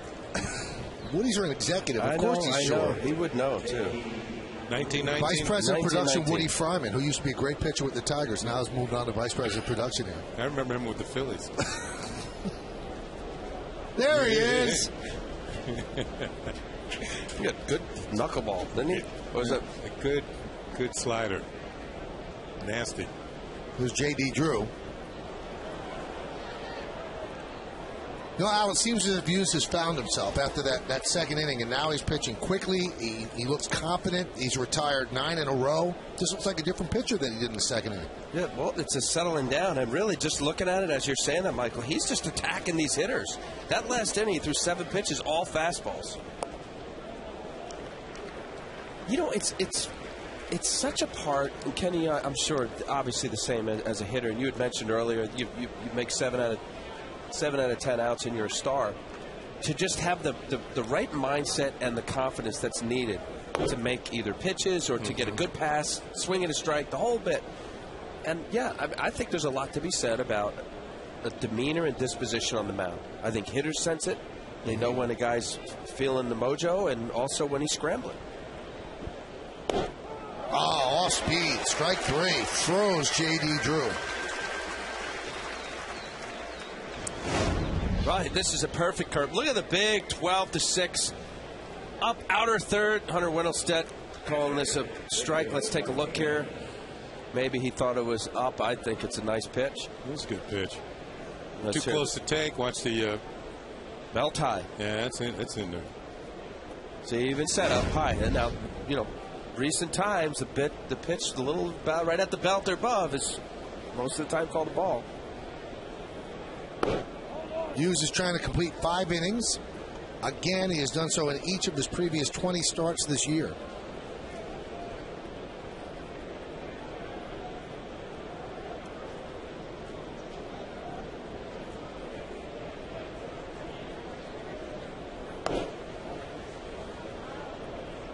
Count 2-0 to Martinez.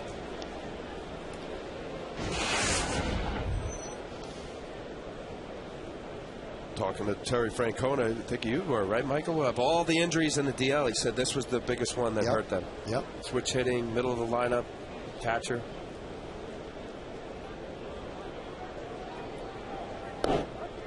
Francona was interviewed during the game yesterday on ESPN, and they said, how's Justin Pedroia? He said he's a pain in the butt. I can't wait to get him on the field.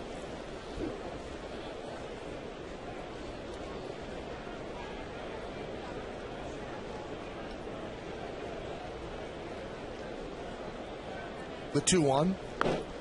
The guys that are gamers that want to be out there every day, when they're on the bench injured, they really annoy people. And Girardi said the same thing about Jeter. When he sits Jeter out, he said it's terrible to have him there. Because they don't know what to do with themselves. They're not used to watching. Yeah, they expend all their energy on the field. And now, you're right, it's pent up energy. You can imagine how Pedroia, how long has he been out? Over a month, right? Line down the right field line. It's going to be a base hit. Goes up against the wall. Played out there by Swisher. Martinez going for 2, and the throw not in time. So a 2-out double for Victor Martinez. And that's 10 in a row retired and snapped there by Martinez. Yeah, that pitch kind of drifted back over towards the middle of the plate, and Martinez, as Al said, very good hitter. And certainly, if you're going to miss him for a while, you're going to miss him. That's his 25th double of the year. And the thing about him, no visiting player has hit more home runs at the new Yankee Stadium than Victor Martinez. He's got 7 of them here. 2 with Cleveland and 5 with Boston. All right, now what do you do here? You've got Ortiz, lefty batter, and then you've got the red-hot Beltre on deck. First base is open. And they're going to go right at Ortiz, and he swings and misses at an off-speed pitch. Well, you know, Michael, you go into the at-bat knowing that you have that scenario, as you said. Now, Beltre is as hot as anybody in baseball right now. And you think of this at-bat, if you're Phil Hughes and Posada, that it's 0-2 the entire bat. Meaning you're going to make that perfect pitcher's pitch, let Ortiz swing at your pitch. If you walk him, then you deal with Beltre. And the 0-1. Another breaking pitch, catching the outside corner, and it's 0-2, and Ortiz does not like that call. Yeah, that's perfect on the corner. Ortiz barking at Hunter Wendelstedt. Been a lot of barking going on by Ortiz during the course of this series. He might have a reason to bark on that one, though. That was outside. So now 0-2. So now here's the count that you've been pitching to the entire at bat. Go out there again. Make him swing at a pitch. If you could be robotic about it, a little Nintendo action, go about 3 more inches. Because he's in an emergency count defensive mode. And now he's mad at the umpire. They're still going at it a little bit here. Umpires do not like being shown up in front of a big crowd, or even a small crowd for that matter. It's still kind of jarring. There's ways of saying things, umpires, without even looking at them. You know, you could say, well, this guy's pretty good. He doesn't need any help, and you're not looking at the umpire when you're saying it.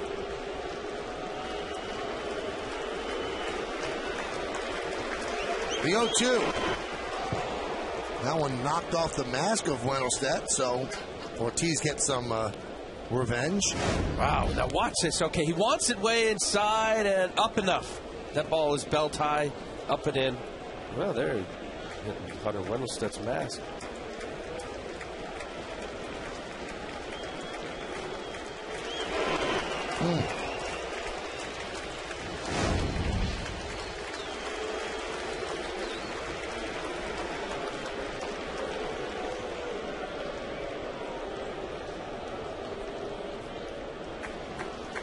Yankees trail 2-0. They've yet to pick up a hit against Lester. We're in the top of the 5th inning.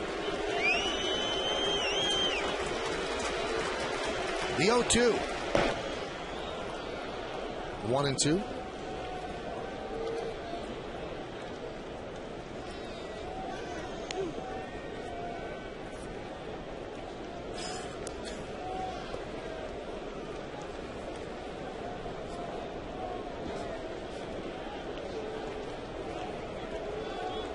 Well, you could go 2 spots here. You could either go higher than high. He tried to come inside. Big Papi just fouled it off. Went back with the curveball away.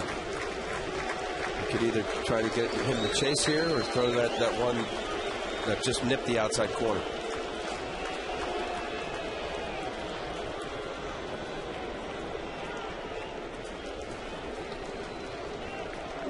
And the 1-2.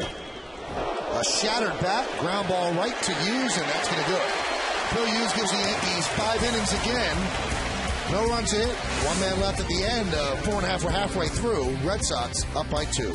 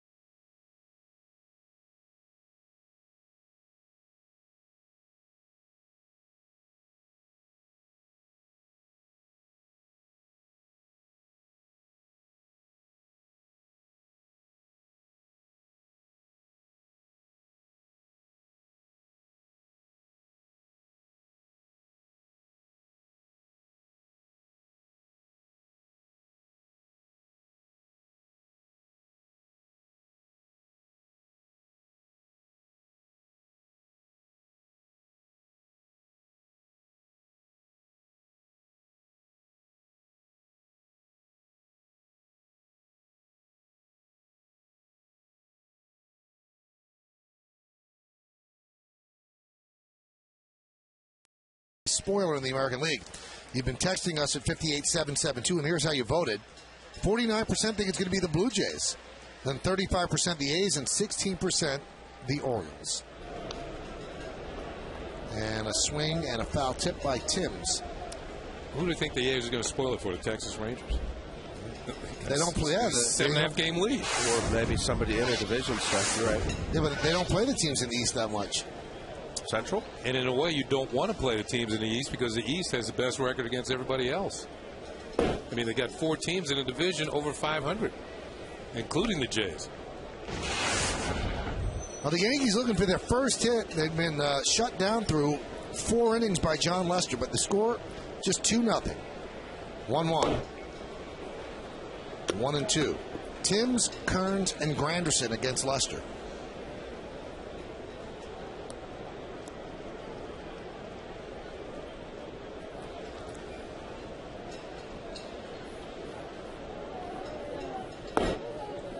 Count 2-2. Timms grounded into a 5-4 force. That was in the second. He's DHing today as Lance Berkman has struggled this year against left-handed pitching, and despite getting 3 hits yesterday, on the bench today, but ready to be used as a pinch hitter. The 2-2. Strike 3. Timms down looking. On to Texas after this game, and tomorrow's starting pitchers brought to you by Fios TV, Internet, and Phone. It's time for Fios. A.J. Burnett, 9-9, 4.93. C.J. Wilson, For the Rangers, 10-5, 3.30. So an initial matchup there, AJ against CJ. Coverage begins at 7:30 on Yes, and then the game time is right around 8:07 on My 9. So start it off on Yes, follow to My 9.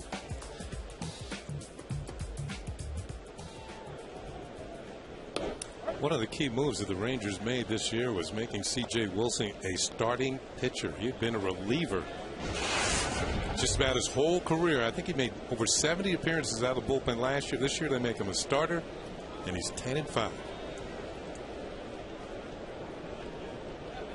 And he was pleading with that organization, I want to start, I want to start. Mm-hmm. And they said, okay, come to spring training and show us you could start. And he did. He came to spring training. He was great.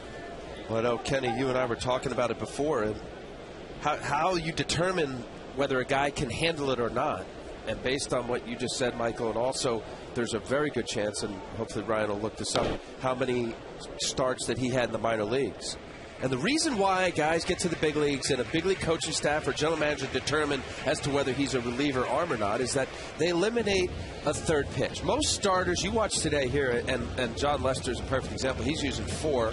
You look at what Hughes is doing, he's using 3. You need at least 3 pitches, go-to pitches, I think. Unless it's a guy that throws 95 to 100, you can get away with 2. In some cases, 1 if he's got a real special arm. So because of that, Michael, he probably worked on his third pitch and said, yeah, I can be one of the starters. Ground ball up the middle, and there's the Yankees' first base hit. So Austin Kearns with a 1-out single, and that gets the crowd into it. Not much to cheer about so far this afternoon. So there's a number in the hit column other than a 0. Let's take a look at the pitch, and that was towards the middle. Maybe when they out of third, but Kearns did a good job. Hit it right back where it came from, up the middle. Scudero was playing Austin Kearns to pull the ball, and he had no chance of that. Hard hit ground ball. First hit of the afternoon for the New York Yankees.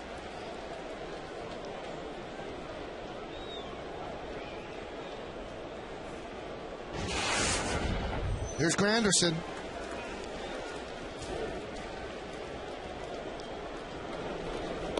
Curtis really has not been able to get himself on track this year. With his fly ball to center in the 30s, 3 for his last 25, still trying to find it. And he might not play tomorrow or Wednesday with 2 lefties for the Rangers, C.J. Wilson and Cliff Lee. That one is driven into left center, and right there is Kalish for the second out.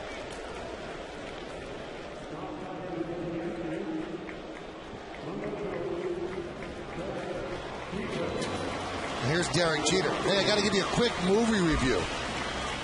So I went to see the movie The Other Guys last night. And that's with Will Ferrell and Mark Wahlberg. And Derek has a cameo, and he's hilarious. And I think he might get an Academy Award for this. The movie, by the way, is a laugh a second. How long was Derek on the screen? I'd say 20 seconds. 10. You can get I think so. Academy Award. Yeah, I think they're gonna have a new category, best cameo. He was very, very funny. And the movie was great. At least 8 laugh-out-loud moments. There's a strike. I had 4. You did see it? Yeah, I saw it last night. You only had 4? Maybe 5.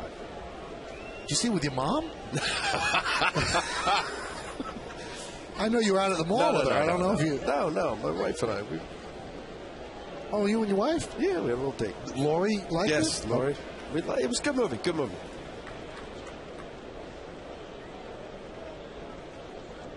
The 0-1.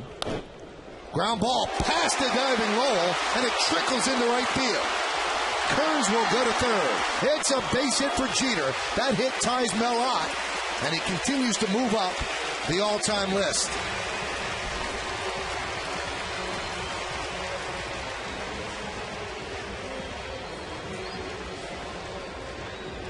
There he is, 28-76. Mike Lowell at first base comes off the bag. Looked like he got frozen just for a second there. The ball comes off of his glove and continues on in the right field for the hit. It's going to chase Austin Kearns all the way to third base. So we got to add a 6. Yeah, there you go. The tote board. Got to add a 2 to that. 2001.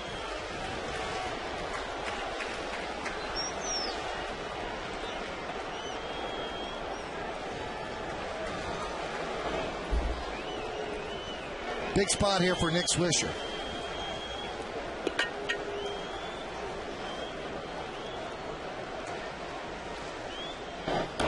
Foul back.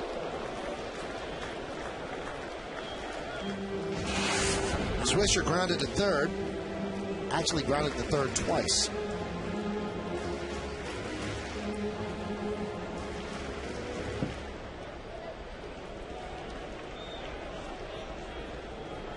Good rip by that last pitch from John Lester.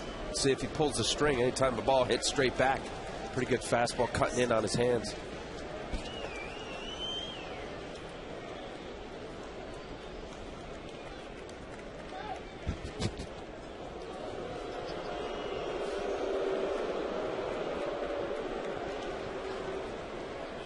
Swisher's been pretty good with runners in scoring position just about the whole season. He's over 300 in this category.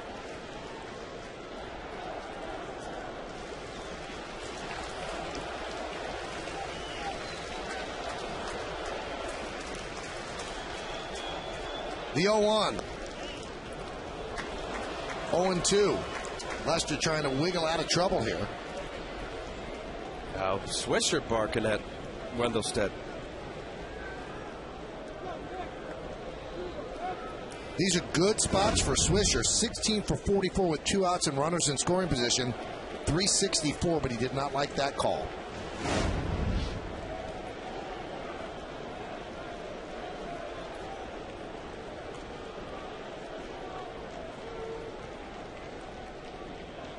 Swing and a miss. He struck him out 94 up high. And Lester reached back for a little something extra. No runs, 2 hits, no errors, and 2 men left. We played 5. It's 2-0 Red Sox.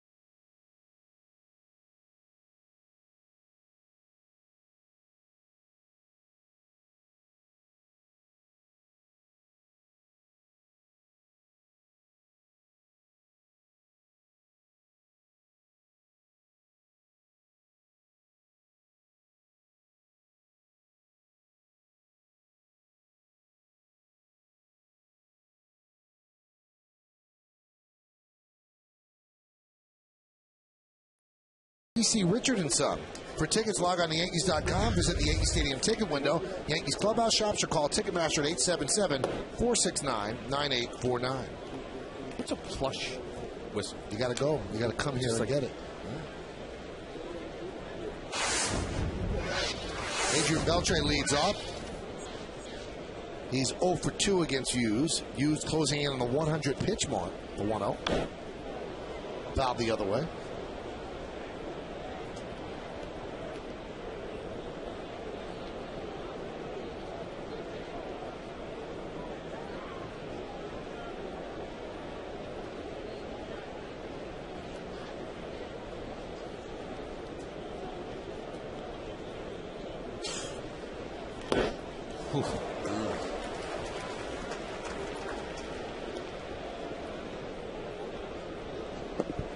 Kerry Wood getting ready for the Yankees.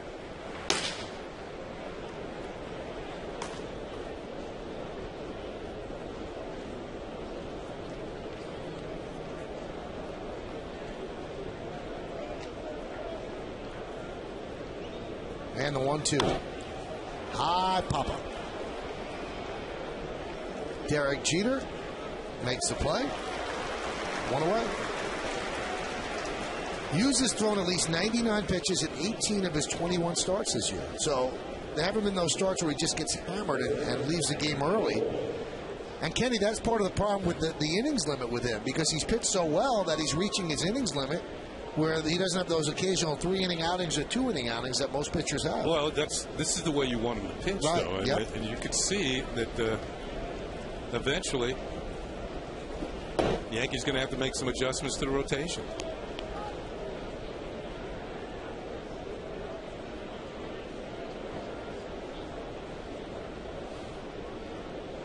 He came into today at 122 innings. And although the Yankees have never said exactly where they want him to start, to everybody's best guesstimate, it's about 175, right in that general vicinity. But then they do admit that they restart the clock when the playoffs begin. So if he's at 175 at the end of the season, they'll let him go out and pitch his games in the playoffs. And he's at 128 right now. Would there be, in your mind, would there be the possibility of moving him back to the bullpen? There's that possibility, because you can only have at the most 4 starters. Yeah, exactly. According to how Vasquez is pitching, and if Pettit comes back healthy, and AJ, and obviously CC will make the first game start. The 2-1. 2-2. Wow. I'm all for it, no question about it. Protecting the young arms, and in such an era of baseball that pitch counts matter, and we show it in the first couple innings. But as you say, Michael, when you get to postseason, that's what it's all about.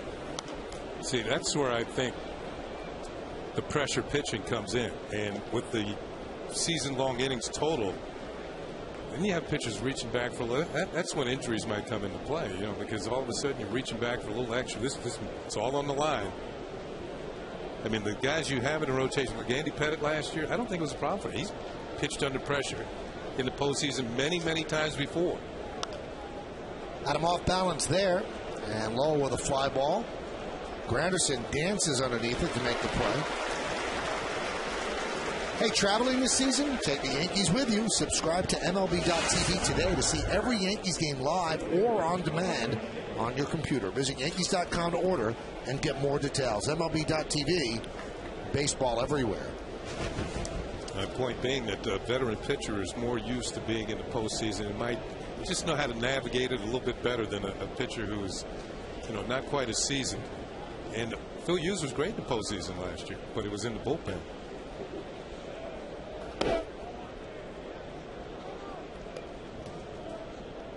Hughes has retired 13 of the last 14 Red Sox batters. Only Victor Martinez's double with 2 outs in the 5th. Let me amend that. He was okay. He wasn't he was great in the regular season. Postseason, he wasn't quite as good.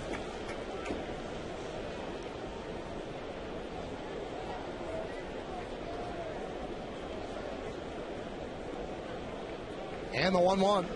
Way outside. Well, certainly something to talk about, obviously for the Yankees' sake, and hopes that it is a problem that they have to deal with come at the end of the season. It wraps up in Fenway, beginning of October. That's where it all started this year, right? Yeah. It just seems like last week we were there. Doesn't it? Yeah. The 2-1. It was almost as hot. Along with Ken Singleton and Al Leiter, I'm Michael King. You're watching Yankees baseball right here on the Yes Network. Kimberly Jones also with us. We thank you for spending part of your Monday afternoon with us. Top of the 6th innings, 2 outs, nobody on, 2-0 Red Sox. Kalish fouls it away. 3 of us did that game, right, Ken? Yeah, we did. The only thing that remains the same is Al has the same 10 as he did coming out of spring training.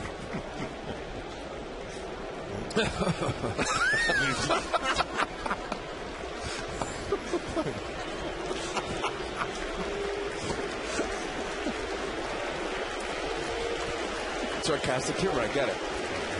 I hope those ladies doing them all. Here's the 3-2. Fouled away.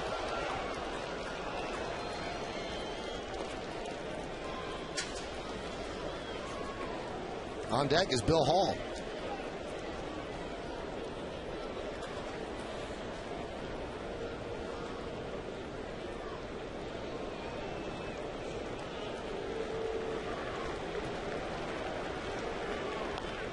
Soft ground ball towards second.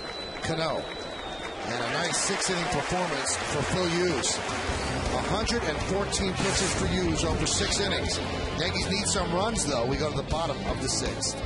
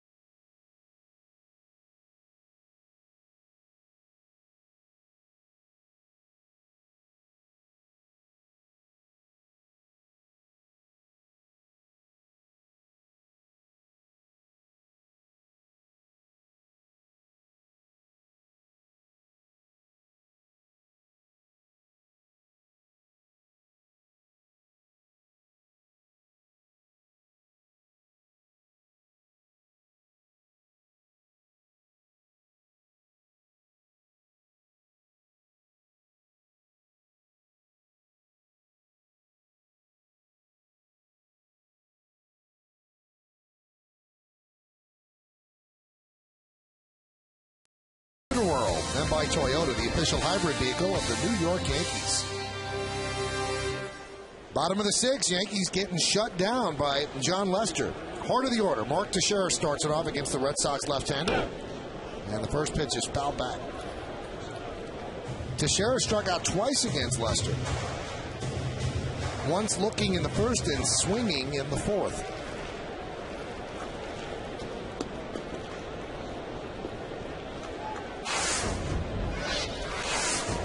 And the 0-1. Grounded foul. Teixeira's home run last night was the 267th of his career. Now, the all-time record for home runs by a switch hitter is Mickey Mantle. This might be an early heads up, but Mickey hit 536. Teixeira's got a long way to go here. He's got a chance.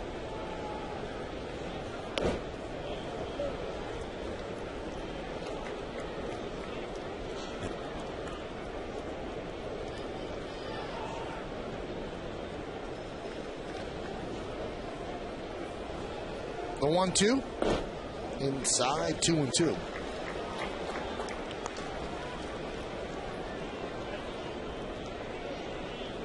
Two runs on 6 hits for Boston, no runs on 2 hits, and 1 error for the Yankees.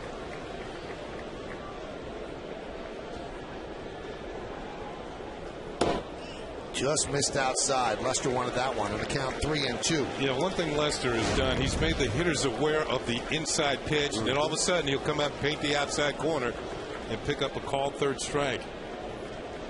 Close. It was close.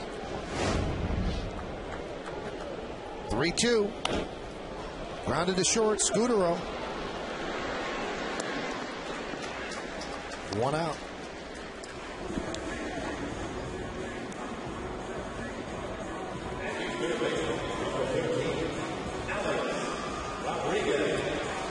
And here's Alex Rodriguez.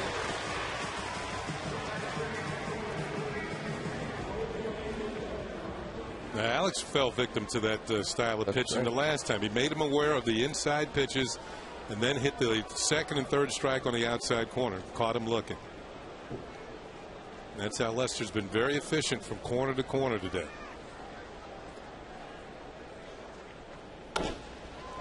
Grounded to short. Scudero for the second out.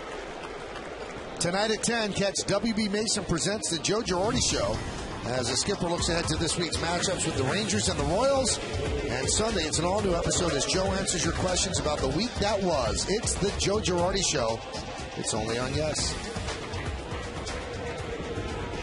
Oh, what you're saying, Kenny, after left-handers generally will show inside. You look at where A-Rod's hip is, it's leaking a little bit, but as Kenny's saying, in, they have to judge as to which side of the plate they're gonna commit to. And this is why John Lester's been so effective today, because as Ken is saying, inside, outside, it's hard to pick a side of the plate. And it's really unusual because pitchers will have a strength side, whether it's away or in. There's usually a part of the plate that's theirs. Yeah, but he's good to both sides today. Yeah. And for A-Rod, as you said, his hips came out, but he swung at a pitch that was out over the plate and hit it off the end of the bat, a weak ground ball to short. If you are committed to one side of the plate, especially when you go up there, don't swing at the one that's out over the plate. If you're looking in, take the one that's away. Scudero is going to make all 3 assists and Lowell all 3 putouts. A 9-pitch inning for John Lester as he retires the Yankees in order. We go to the 7th. Kerry Wood will face the Red Sox next.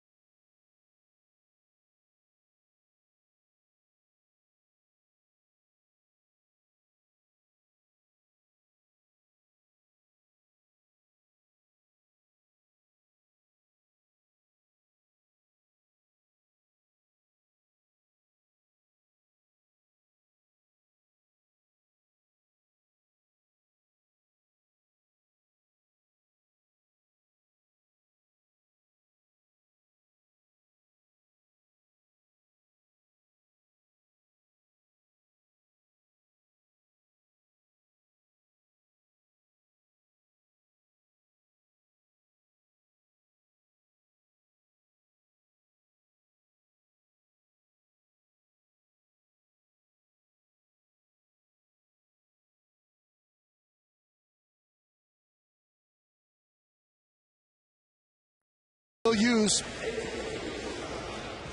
struggled early, but really settled down to pitch a strong 3rd, 4th, 5th, and 6th inning. And now here's Kerry Wood. Those are his numbers combined with the Indians and the Yankees. Good inning in a third. First game of this series. Inning in 2/3, 2 hits, 1 strikeout. On the Verizon Wireless scoreboard, it's 2-0 Boston.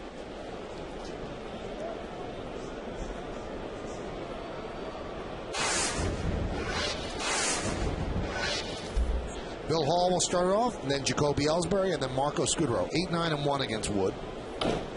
Swings at the first pitch and skies it to center. Granderson makes the play. 1 pitch, 1 out.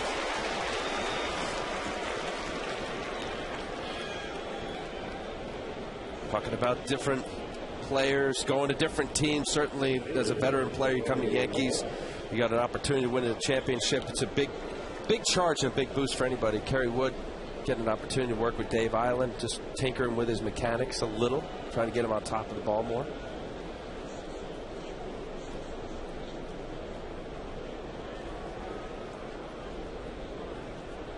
wonder if Ellsbury's thinking bunt here. He was thinking it, but then pulled back. The count 1-0. The reason being, he's broken his streak. He's got the one hit. What was he, 0 for 16? He got a hit. But the way you bring your average up is the multi-hit games.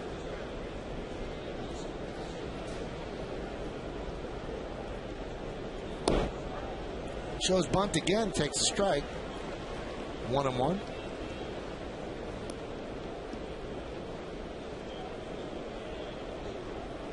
Ellsbury's had rib problems all year. A big loss for the Red Sox. He's their igniter. 70 stolen bases last year. And now he gets plucked. Couldn't get out of the way.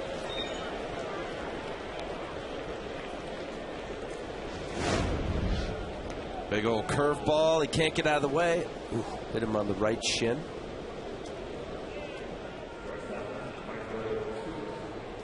Ouch.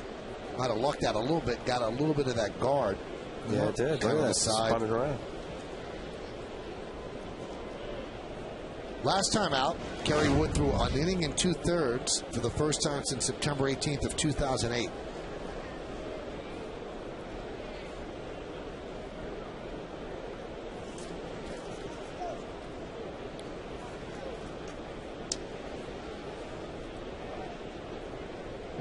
I was watching some tape of Kerry Wood when he just came up with the Cubs.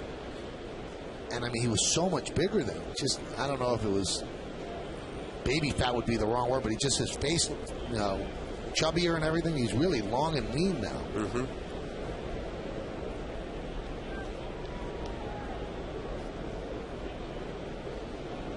Opponents 3 for 3 stealing bases with Kerry on the mound this year. You know, hard-throwing right-handers, that usually happens. Maybe watch his leg kick here. We haven't seen him work all that much yet. High leg kick. One of goes. No chance. Wow.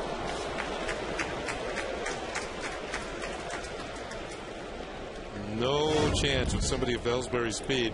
Second stolen base of the game. Wow. Well, also, too, guys, you know, when you're a lot of closers do not compromise their delivery. And he had been a closer the last few years. Not to say that it's right. You got to find that medium of a quick slide step. See the big leg kick? Better be careful. You got a running lead and get to third base. So if you're not going to compromise your delivery, you better have a good pickoff move. Or vary your times. Come set, hold it a couple seconds. Next time, maybe quick pitch. I know they're, you know, it's not the easiest thing to have a guy quicken his leg, therefore having to hurry up his arm to get up in position so that he can make a good pitch. And if an opposing team knows that you don't have a little slide step where you do a 1.1 second or 1.2. Driven out down the right field line, giving chase is Swisher. It's a foul ball. I think it hit off the top of the wall, which runs parallel to the foul line, and then bounced into the seats.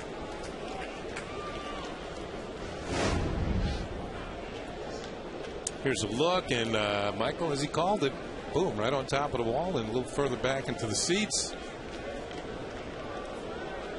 Guy with the glove got a piece of it, but he didn't get the ball.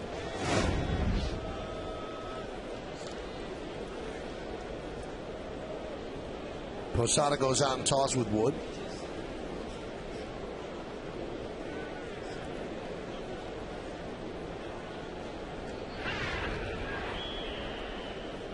Posada said, be mindful now. You got 1-2 count. What's the pitch? And pay attention to Ellsbury. Cano close enough to where he could do a little daylight play if Wood wants to do it. Fly ball, shallow left coming on is Kearns, and he makes the play.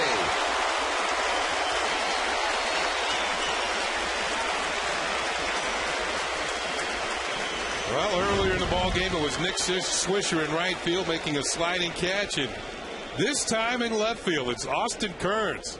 Sunglasses down, fighting the glare, reaches out and holds on to make a nice running catch. Here it is on Yesmo. Take a little longer, but the results will be the same. A nice sliding catch.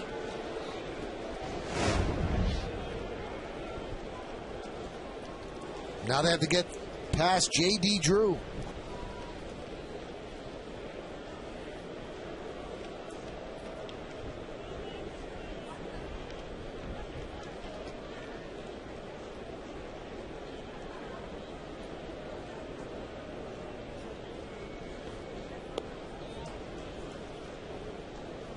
Still throws 94. That's good enough to get people out. Occasionally can get it to 95. When he was younger in the Cubs days, he was up in the upper 90s with a nasty breaking ball. Struck out 20 batters in a game.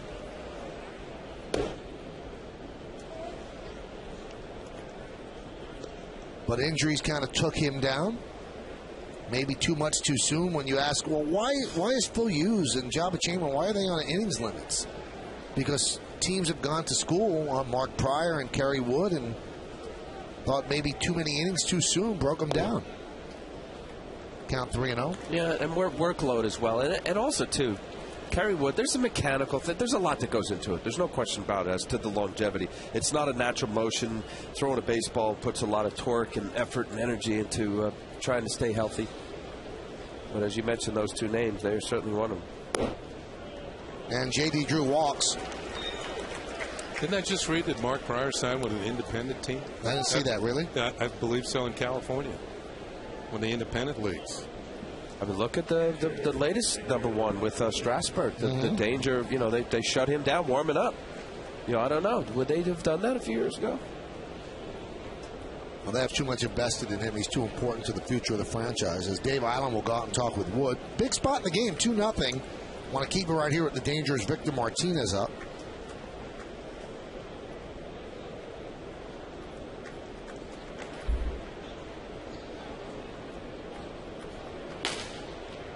Logan got some big outs last night.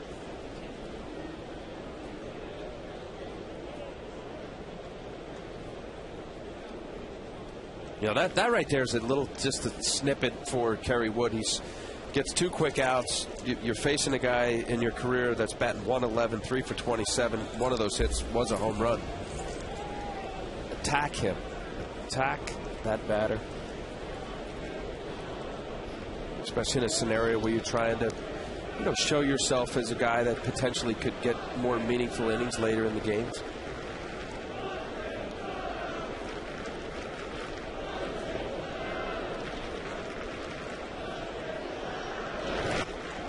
And there's a strike. 95-mile-an-hour fastball for Wood. By the way, the team that Mark Pryor is pitching for is Orange County Flyers.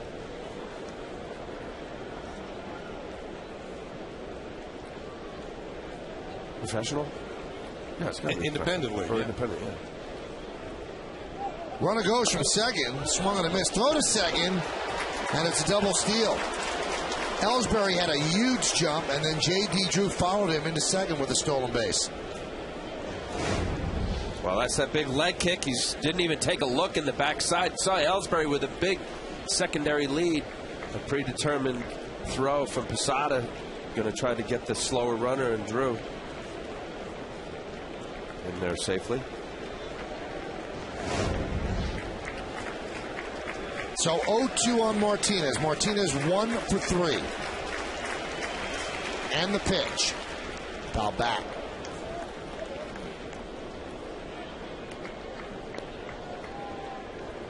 A dangerous pitch. You miss out over the plate for a good hitter in Victor Martinez. Not to say to be careful, but this is a count. Obviously, as a pitcher, you want to get in, and you have an opportunity to expand the strike zone.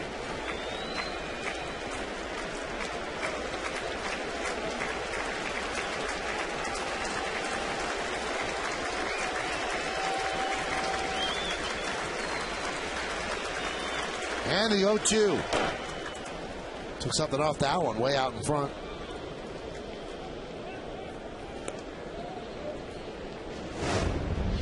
Something you might not have seen in the earlier days of Kerry Wood's career. It was all hard stuff. Hard fastball, hard breaking ball, but the off-speed breaking ball to Victor Martinez, trying to get him out in front.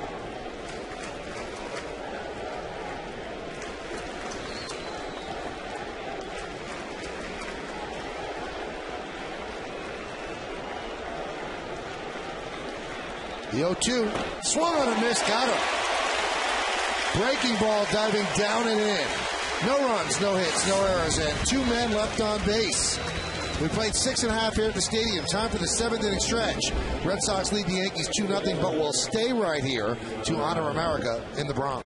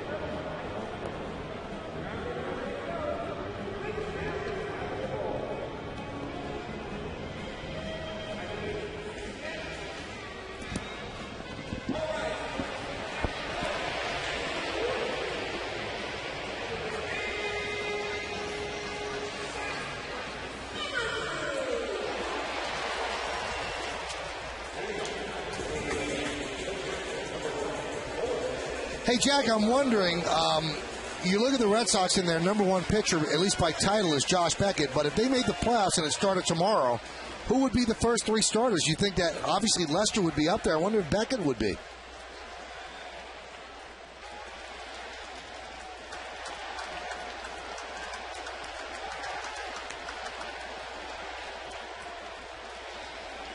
I think you're right. We'll talk about it a little bit later on with Bob and Jack and Kimberly on the postgame. Here at the stadium, bottom of the 7th inning, it's 2-0 Red Sox, and Jorge Posada leads off against Lester, and the count is 1-0. All right, so maybe one. I agree with Jack and you on Lester, but you got to put Beckett somewhere in there. I would think just on resume, Beckett second. You got to have Beckett second, and then I guess Buchholz would be third, and although you paid a lot of money for Lackey, and he's your number 4. Verizon Wireless scoreboard, 2-0 Red Sox. And I guess Mount Suzaka is 5th. When you don't use a 5th starter in the playoffs. The 2-0.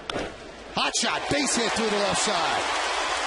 But you know, you're talking playoffs, this is a big game for the Red Sox. They lose this game, they're 8 games behind the Yankees. They win this game, and it's 6, which still isn't great, but, boy, that's a lot better than 8. Daniel Bard, hard-throwing right-hander, ready in the bullpen. Well, as we talk so often, when there's a team that's struggling or behind the first-place team, we're talking about this 4-game series of what the Red Sox needed to do. And I think if they said they were going to lose 3 or 4, I'm sure that was a scenario that was close to being one of the worst scenarios. Obviously, getting swept. I like the way Terry Francone's look. You can't figure out math. It's complicated. I just worry about this game and only this game. Tim's off the end of the bat foul. You know, if you're the Red Sox at this point of the season, don't you think you're thinking more about the Rays? It's nice if you can beat the Yankees, but the Rays, at this point, they're a playoff team. Well, what's got to really gall the Red Sox, Kenny, is while they were losing these 2 games to the Yankees, the Rays were losing. Yeah. They would have been gaining 2 games on the Tampa Bay Rays.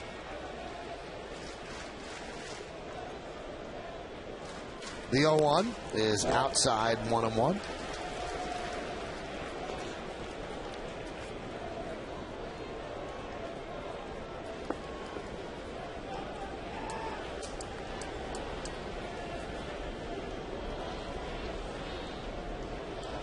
Down 2, the Yankees choosing not to pinch run for Posada. It's the 7th inning. He might come up again in the 9th.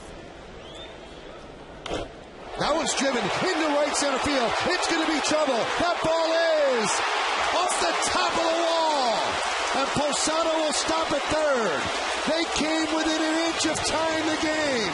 Just off the top of the wall. A double for Timms.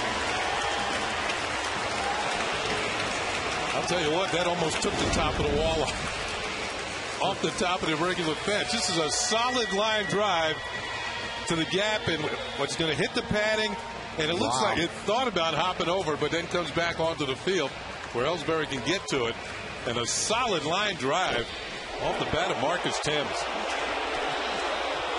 Posada the third. You know, you're talking about pinch running for him. I think if he had been the tying run, they would have pinch run for him. You can see Tony Pena saying, get up, get up. Didn't get up far enough, and Marcus Timms knows it was just that close to being a game-tying home run. But John Farrell comes out, hey, the Yankees have no kick coming now. They have 2nd and 3rd, nobody out. They should be able to get a run or 2 here. Bottom of the order, Austin Kearns is up. The Red Sox are going to play the infield back. This is how close it came to going out. About an inch, right? Wow, right on that seam, too. That's why it kicked up the way it did. All right, so a ground ball by Kearns. Now, the perfect ground ball would be a ground ball to the right side, moving Timms to third. But a ground ball to Beltre probably does not score Posada.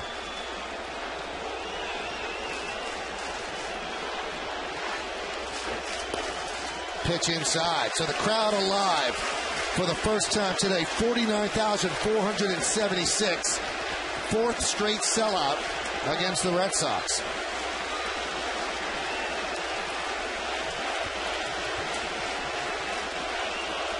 Posada is at third.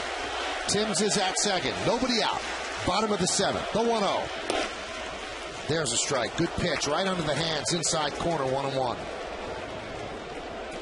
Last time he tried to get in on Kearns. Kearns singled in the left field.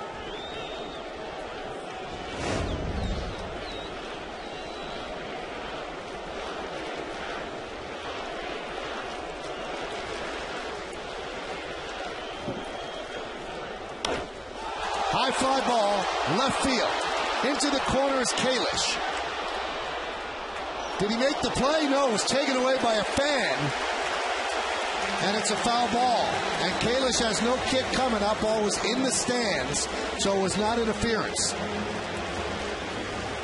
Once it's over the top of that wall, it's fair game. Let's take a look and see what it actually hit. Now, I'm not so sure there. Well, he just missed the ball. Nobody interfered with it.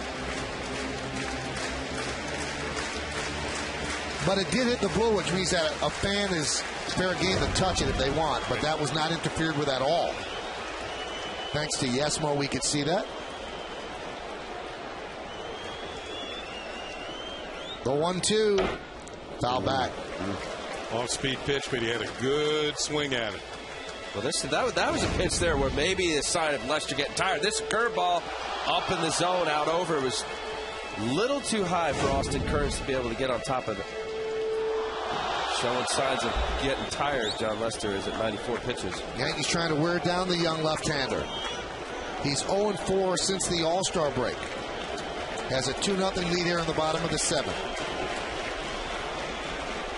The 1-2.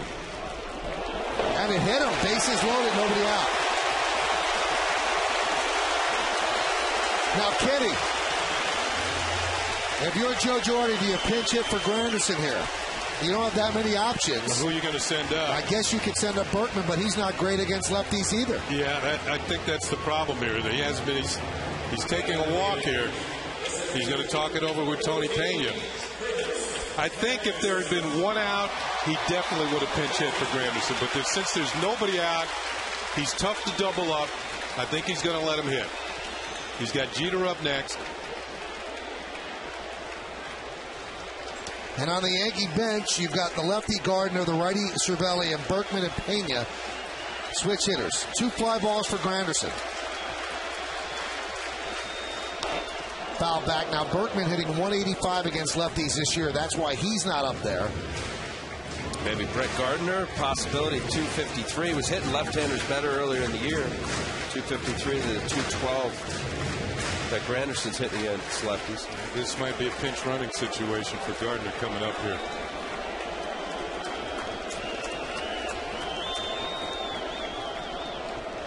The 0-on. 0-2.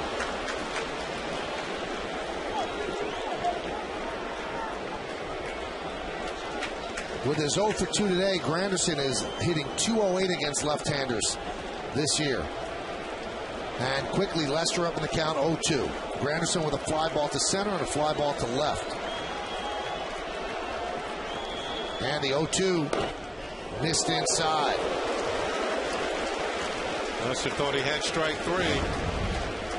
Here's your target. A little bit low. I think it had a little cut on it. I think it definitely had to play it. Yeah, he did, but it was low. Ooh, close. It was close.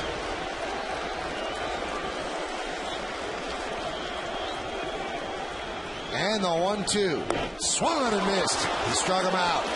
Big strikeout for Lester. Now he's a ground ball away from getting out of a jam. But he's not going to be pitching to Derek Jeter.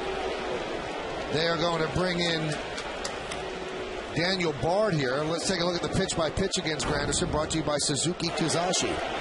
Take a look at the first pitch. He fouls it off. Let's see if there's anything he can really get to. There's nothing. The first 2 pitches are pretty tough. That's the one that's low, and let's see where the last one is. Breaking ball got him. Finally 4 breaking balls and struck him out. So Lester bore down to strike out Granderson.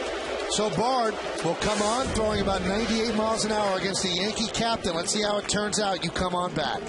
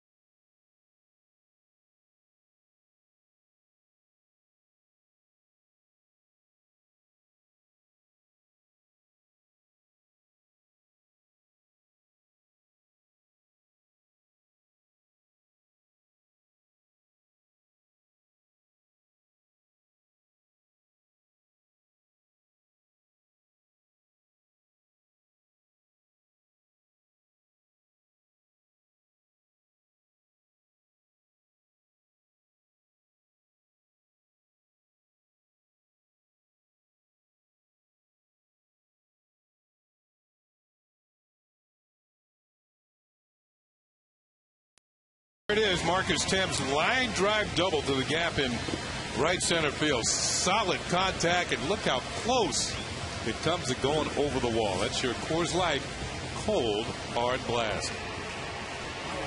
If it had gone over, it definitely warmed things up here at the stadium. And if they don't score, it's going to be really cold for the Yankees. So John Lester's hoping for that. He goes 6 1/3. 4 hits. The runners on base are his responsibility. They threw 99 pitches. So now Daniel Bard the hard-throwing youngster who might one day be the Red Sox closer, he comes on to face Derek Jeter. Look at the numbers there, sparkling.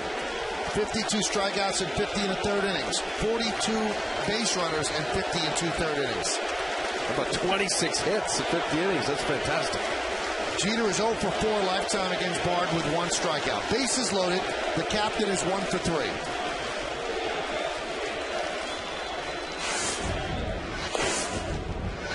And a strike. 97-mile-an-hour fastball. With the bases loaded this year, Jeter's just 1 for 10. Good movement on that pitch as well. It was diving in on his hands. Whether it clipped the corner or not, it was a close pitch. This is when you find out how pitchers really want to get you out. In tough situations, they're coming at you supposedly to your weaknesses. And the 0-1. 0-2. So Derek today is grounded to third, tapped back to the mound, then had an infield single off the glove of Lowell that trickled into right field. That was in the 5th inning.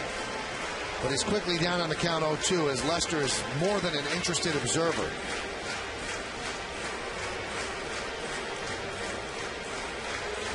Posada is at third, Timms is at second, and Austin Kearns is at first.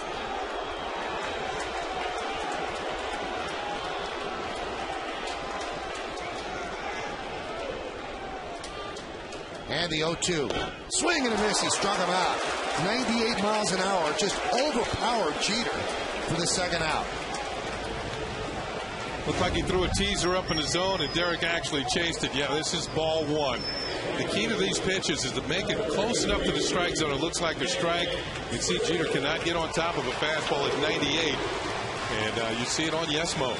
Well, also, too, Kenny, he threw the two-seamer, a running fastball inside Derek's hands for 2 pitches, and that ball, as we just saw, riding a straighter one, 4-seamer, up in the zone. Awfully tough for Derek to hold up. Bases loaded, nobody out. A strikeout of Granderson, a strikeout of Jeter, and here's Nick Swisher to try to save the day. Swisher against Bard, 3 for 4 with a home run. A base hit likely ties the game. With 2 outs, the runners will be going on anything hit. Hard to pull the trigger. 98 miles an hour on the outside corner. Those are the numbers we spoke about with Nick. Today, Nick Swisher is grounded to third twice and struck out. 2-0 Red Sox.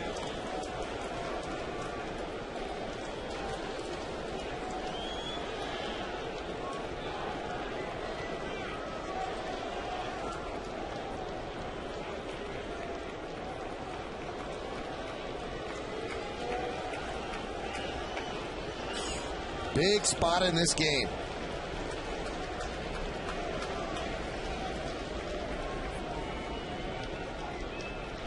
The 0-1. 0-2. Yeah, another one of the keys for Bard's success, and one reason why, as Al said, he might be closing material in the future, and he throws strikes. I mean, he's only walked 16 batters. And every time I've seen him, he comes in and he's usually right on the spot. He can throw his fastball 98, 99, but he can also throw at the spots as well. He has a 2-seam fastball. He's got some weapons out there, and he seems to be pretty much under control, which makes him even more difficult to deal with when you're a hitter.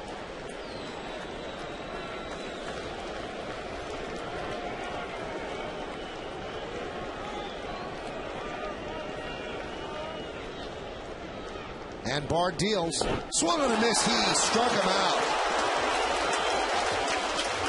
A 99-mile-an-hour fastball. Yankees, bases loaded, nobody out. And the next 3 batters strike out, much to the delight of John Lester.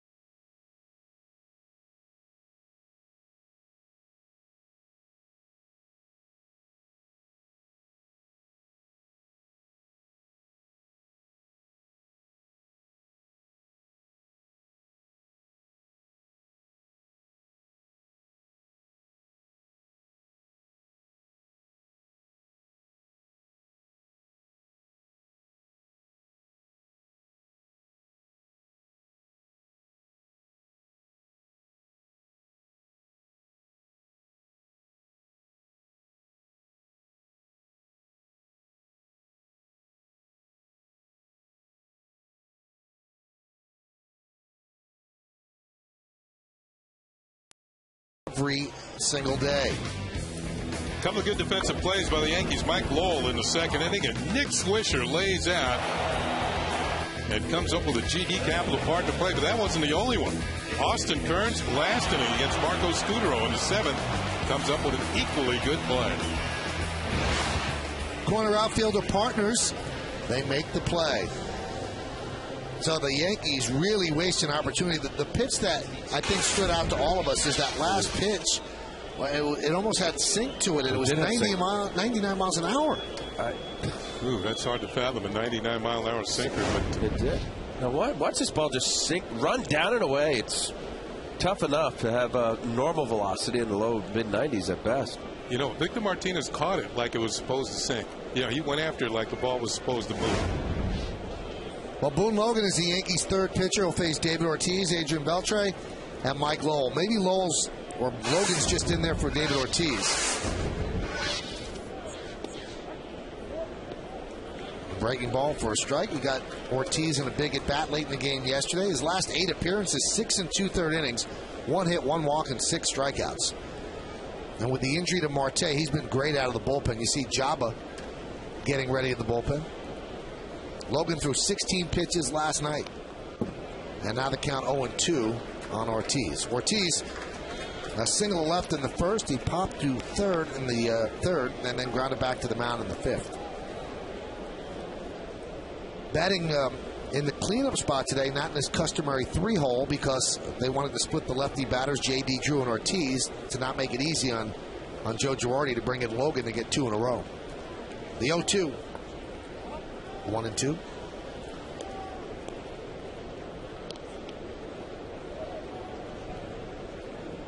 Beltre is on deck.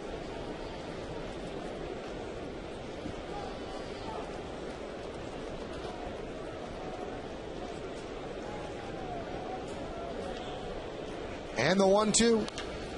High fly ball. Right center. Granderson on the track. He'll make the play. 1 out. Today, throughout the Yankee season on Yes, we're asking you to vote along with us for the Chevy Player of the Game. Text your vote to 58772 or vote online at yesnetwork.com. Today's candidates are number 1, John Lester, number 2, J.D. Drew, number 3, Jacoby Ellsbury, and number 4, Phil Hughes. Vote now, make your voice heard. Standard text messaging rates apply. New pitcher for the Yankees is Joe Girardi is going to match up. He has Logan in to get the lefty Ortiz, and now he's going to bring in Jabba to get Beltre and Lowell. It's 2-0, and they're trying to hold it right here. 2-0 Red Sox over the Yankees, top of the 8th.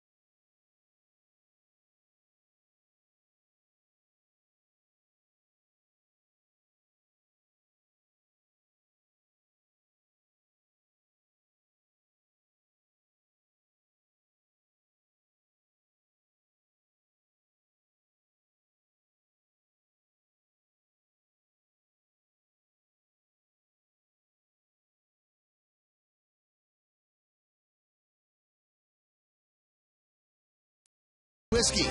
Please drink responsibly. By Kia Motors. To learn more, visit kia.com. And by Avis, the official rental car company of the New York Yankees.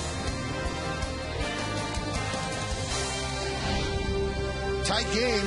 The only runs coming in the second inning, and the Red Sox have scored both of the runs in this game, 2-0, and the Yankees trying to keep it right there as they bring in their fourth pitcher, This one is Jabba Chamberlain. You see his numbers. This will be his 50th game, 5.25, 53 hits in 48 innings, 52 strikeouts, though, in 48 innings and 19 walks. So he'll face Beltre and Lowell.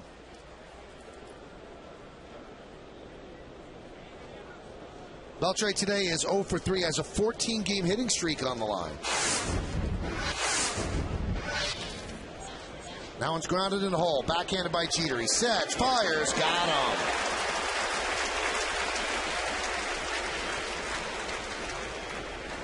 Jabba threw 14 pitches last night, and with one pitch, he gets Beltre. Jeter sets up deep in the hole, gives him time to set and then throw across the diamond.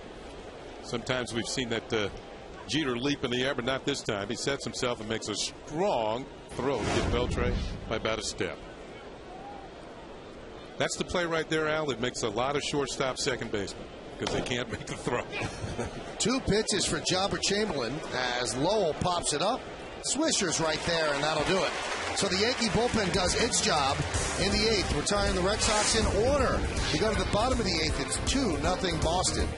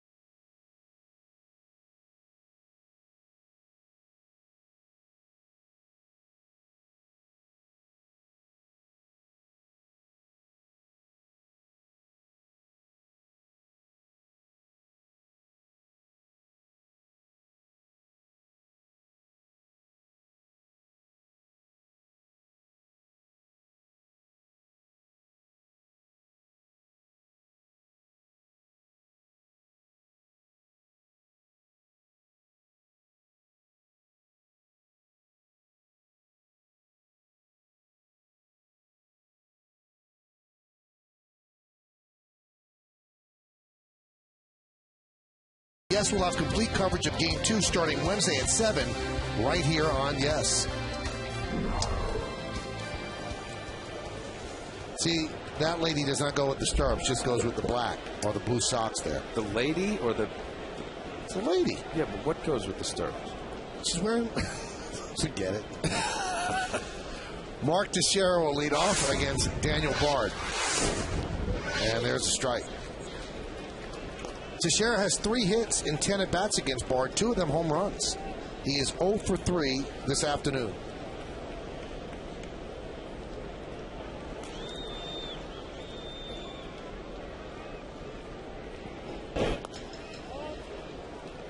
Kenny, I know this is going to sound simplistic for a guy who played the game at a high level. How do you hit a guy who throws that hard? What do you do? Well, first of all, you got to hope he makes a mistake, gets it towards the middle. Try and get ahead on counts if you can. Then hopefully he gets one to the middle and you hit it hard somewhere. You just have to be quick with your swing. It's not how hard you swing it, it's how quickly you can get the bat through the zone.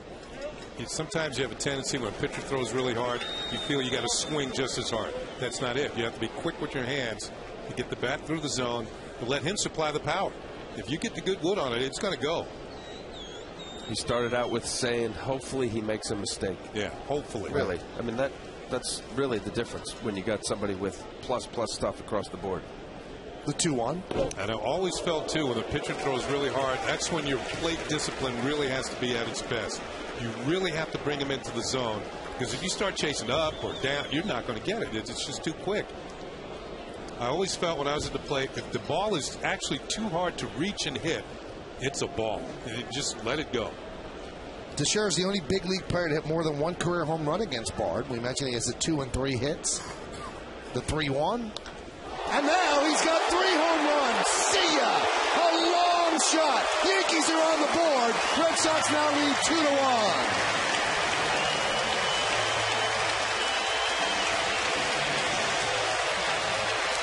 Well, Kenny, what you said, get him into account and then take advantage of the pitch, and that's what he did.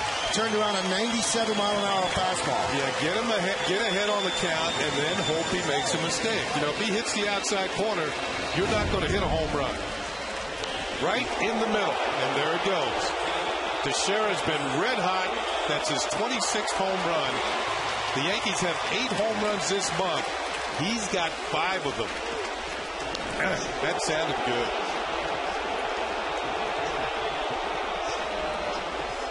And now here's Alex Rodriguez against Bard. Same thing applies when you're a home run hitter. Get ahead on counts. He's ahead on the count.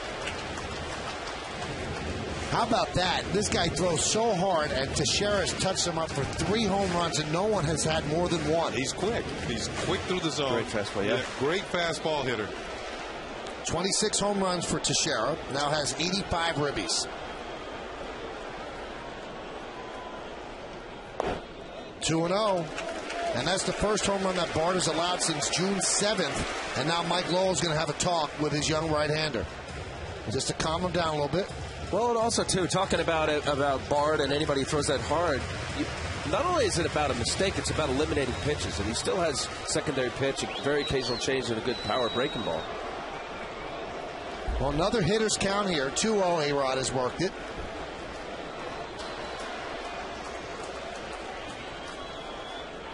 And the pitch. Overpowering 98-mile-an-hour fastball upstairs. That might have been ball 3, not sure. It was close, but once again, he's ahead on the count, so he's looking for a mistake. And that was a strike. You think he'd call the strike? That's close. He still had a good swing at it, though. By the way, the last player to hit a home run off Bard, Austin Kearns, on June 7th. The 2-1. One with a breaking ball, and he fouled it away. And the count now level at 2-2. There's Austin Kearns. Still got a couple of batters to get to him. Red Sox are hoping that Kearns faces Papelbon. So it's 2-1 as the Yankees finally on the board. They had the bases loaded in the 7th inning. Nobody out. They couldn't push a run across. But Teixeira gets him on the board with a long home run. The 2-2. Hot shot. Base hit. So the Yankee 3-4 hitters come up big against Bard. A home run and a single by A-Rod. Speaking of Teixeira, let's take a look at the Land Rover drive of the game. Why get a car when you can own a Land Rover? Well, we just saw it. Got a fastball, middle of the plate, setting up on the outside part of the plate. Missed his location. The Land Rover drive of the game. Mark Teixeira with his 26th home run. This is a fun matchup right here. Robinson Cano, one of the best hitters in the game right now. He'll be going up against Bard, the hard-throwing pitcher. The Yankees are going to move on the bases. They are going to send in Brett Gardner to pinch run for Alex Rodriguez after Alex's big single.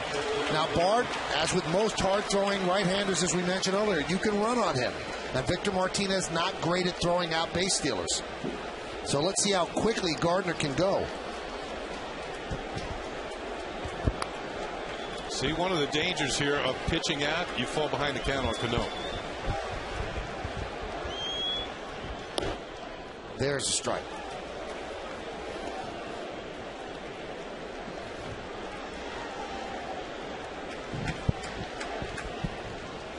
Mick Kelleher whispering in the ear of Gardner as they both stare across at third base coach Rob Thompson. Here's where you might see a pitch out.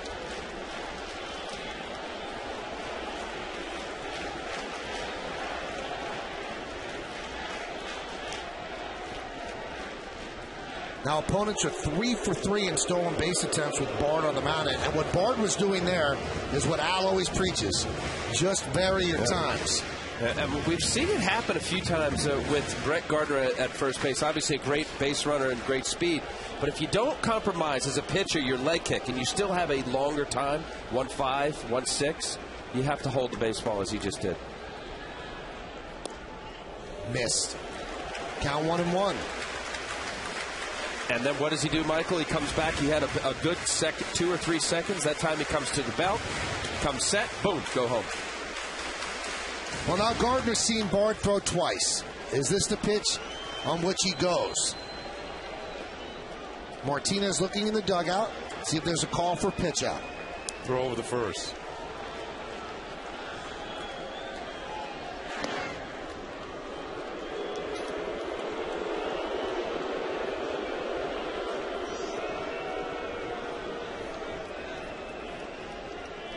A lot of pacing for Terry Francona.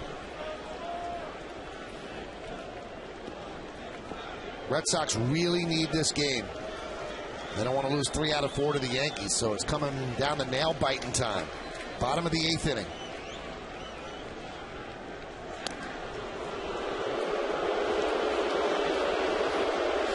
Gardner has 31 stolen bases this year. He's been caught 6 times.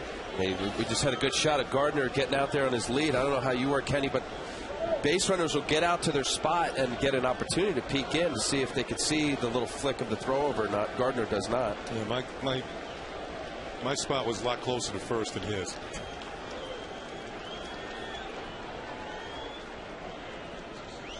Does not go. Off-speed pitch. 1-2. Wow. Pulled the string on that changeup up in the zone, but from looking for 95 to 100 here, this ball is up. Changeup hanger, but Robbie out in front. Would have been a good pitch to go on. Gardner in his career 70 for 82 in stolen base attempts. Does he go now?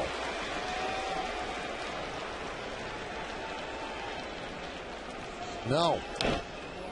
Fouled away. If you could say that there's one negative about Gardner, and there's Papelbon warming up, he doesn't go right away. He takes a lot of pitches to read before he takes off. And sometimes you're hurting the batter that way as well. They want him to get to second base so that Cano could single him in. But now with 2 strikes, Cano's got to protect the zone. Yeah, there's a wealth of information over at first, though, and Nick Kelleher, who studies pitchers' moves before games, including relief pitchers.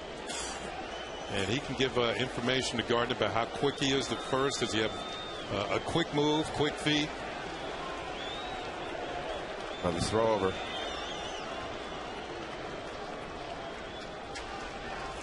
He was going that time.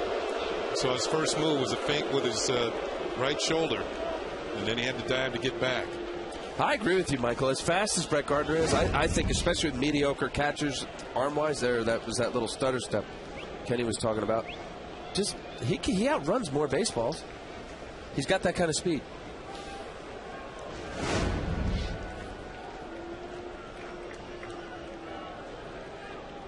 Be interesting to see what the Red Sox do here. It was difficult for Gardner to get back that time. He had to really stretch to get back. Speaking of stretching, that's Mariano Rivera. Would you pitch out? You know what? I think Bard has that type of control. You could do it. By the way, and Gardner wasn't going. No, he wasn't going. They're not taking any chances. Because I think sometimes with pitchers, if you have the pitch out, all of a sudden, that's a little different than their normal motion. Now, all of a sudden, they got to regain the strike zone again and trying to. Some pitchers have trouble doing that. You know, and also in addition to that, Kenny, the timing of how you throw a pitch out is you're supposed to do everything the same, and then of course throw that chest high, off the plate, firm strike.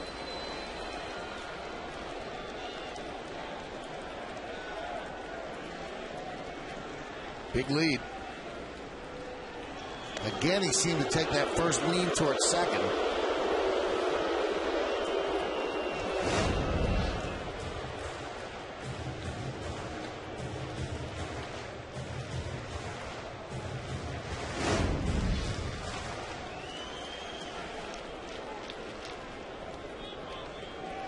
1-2 count. We're in the bottom of the 8th. Yankees got on the board with Teixeira's leadoff home run here in the inning. Then A-Rod's single. Gardner goes. Grounded to second. And Gardner moves to second as the out is made at first. Might have stayed out of the double play. I don't know if that was hit hard enough to double up Cano. But now Gardner's in scoring position. Little change up, Robbie out in front of it.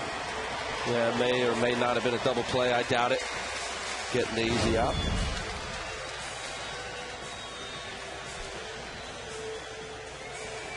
Well, the Yankees know they have to get it done here against Bard, or they're going to have to do it against Papelbon. Papelbon's ready. They could bring him in for more than a 3-out save. So here's Posada. Posada is 1 for 3. He's faced Bard twice, and he's hitless in that one at bat. This is going to be Bard's 23rd pitch, and that's the most he's thrown since 28 on May 14th at Detroit. Pitch is high.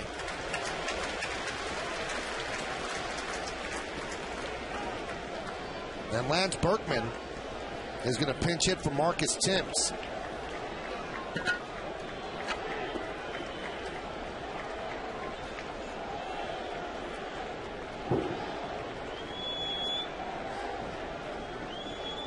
And the 1-0. Upstairs, 2-0. You can see there's some velocity up that fastball. He was consistently at 98 last inning, 99 the final pitch. Now he's at 95, which is still great, but there's a little bit of a drop-off. Yeah, when you get, as relievers, Michael, as you know, you get to 24 pitches, they empty the tank. Relievers do. Certainly maybe getting a little tired. The 2-0. Now 3-0. All right, Kenny, any chance that you turn him loose here on 3-0? We've seen it done earlier this year, and Posada hit a home run. If you're on the mound, Alec, you thinking he might be turned loose? I'm not throwing him a cookie, but I think he's going to take a pitch here. Yeah, I think he's taking two, to be honest with you. Outer third, strike.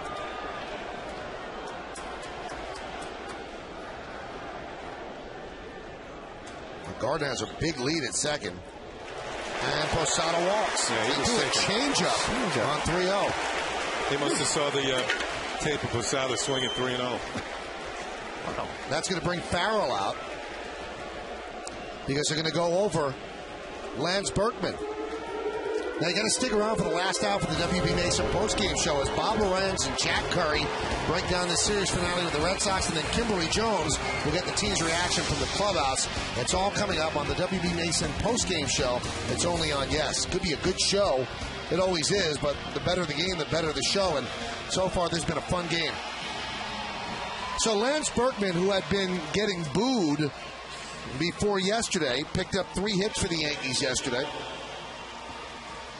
And those are his numbers overall with the Yankees and with the Astros. This is what he did last night. We'll double down the line, 3 for 4 night. A little chop in the first one. Obviously smashed out the right field line. A little fumble play there. And then the big one to use the whole field, left field line, right field line. All right, here's Berkman. First 6 games, 3 for 22. Last night, 3 for 4. Big spot for him. Pinch hitting for Timms. Timms came within an inch of tying the game in the 7th inning. A double off the wall in right center. Now, Berkman has faced Bard once in interleague play, 0 for 1. You know what Bard's thinking? Where was that pitch? Wow. Berkman has not been a pinch hitter much in his career. 5 for 45 with a home run. He's an everyday player. The Yankees have not had luck with pinch hitters this year. 10 for 53, 189 with 1 home run.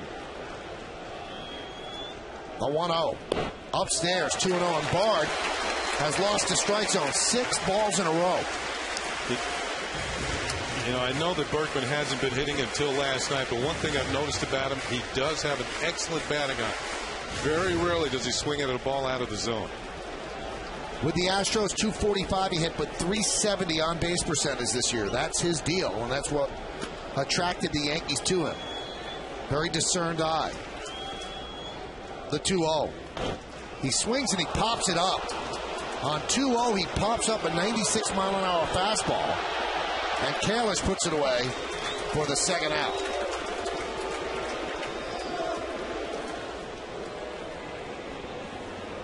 So now it's going to be Austin Kearns' turn. Well, he got a fastball. It had enough upstairs, but look, he's looking for a 2-0 fastball. He's looking for something to turn on. Just a little too much velocity for him to be able to get on top of it. Well, Terry Francona wants to go to his best now. So he's going to bring in Papelbon. He wants Papelbon to get the final out of the 8th and then the 3 outs in the 9th. Papelbon against Kearns. Tying run at second. You got to stay right where you are. We'll be back.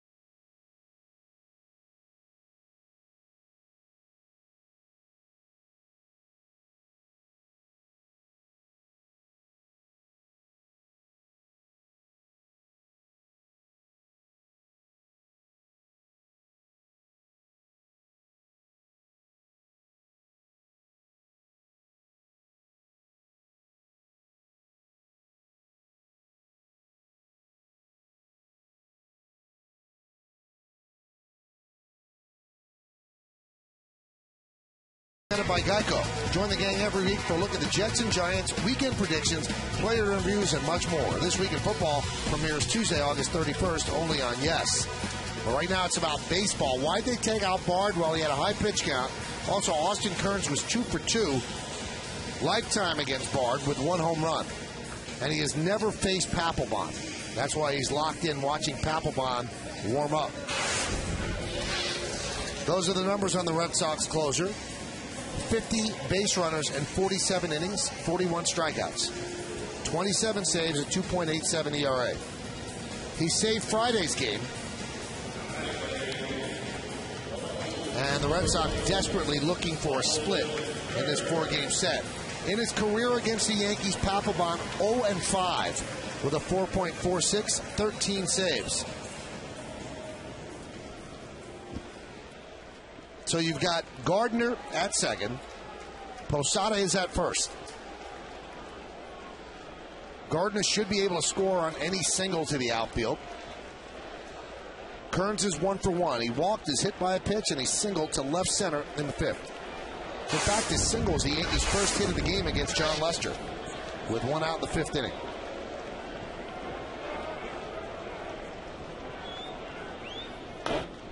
Grounded softly towards second. Bill Hall is there. And Papelbon 1 pitch to get out of a jam. But the Yankees creep closer. 1 run, 2 hits, and 2 men left. We go to the 9th inning. It's 2-1 Red Sox on Yes.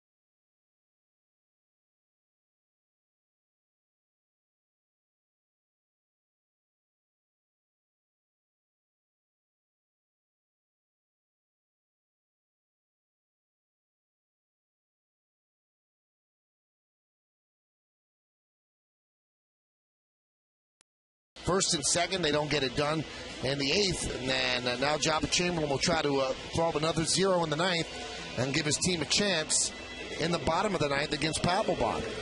New left fielder is Brett Gardner. Ramiro Pena will take over at third.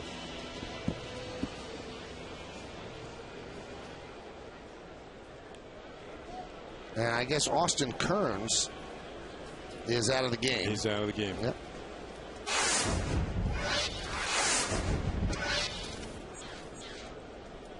Here's Kalish.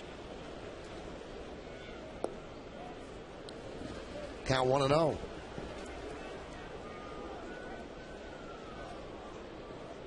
Kalish today, 1 for 3. Stolen base, scored a run. Line drive right at Jeter. 1 out.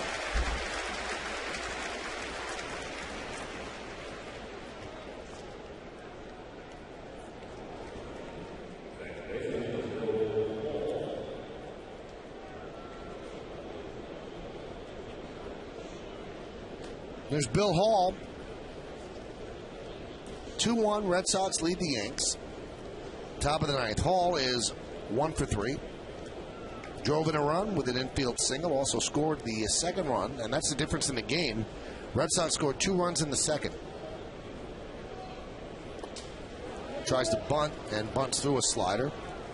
Now the Yankees have this year at least provided extreme run support for Phil Hughes. Today not the case, as Hughes pitched a strong 6 innings.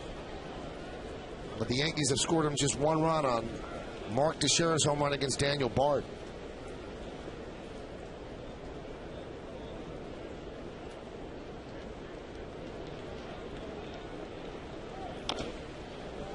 Count 0-2.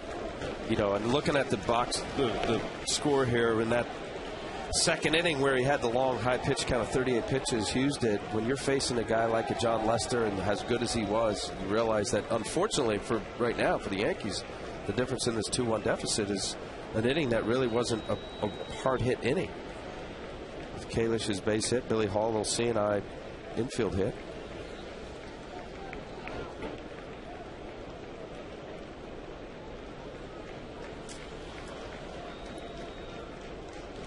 The 0-2. Now, we mentioned the great run support that Hughes has gotten this year. Coming into today, the Yankees had averaged 7.85 runs a game for him.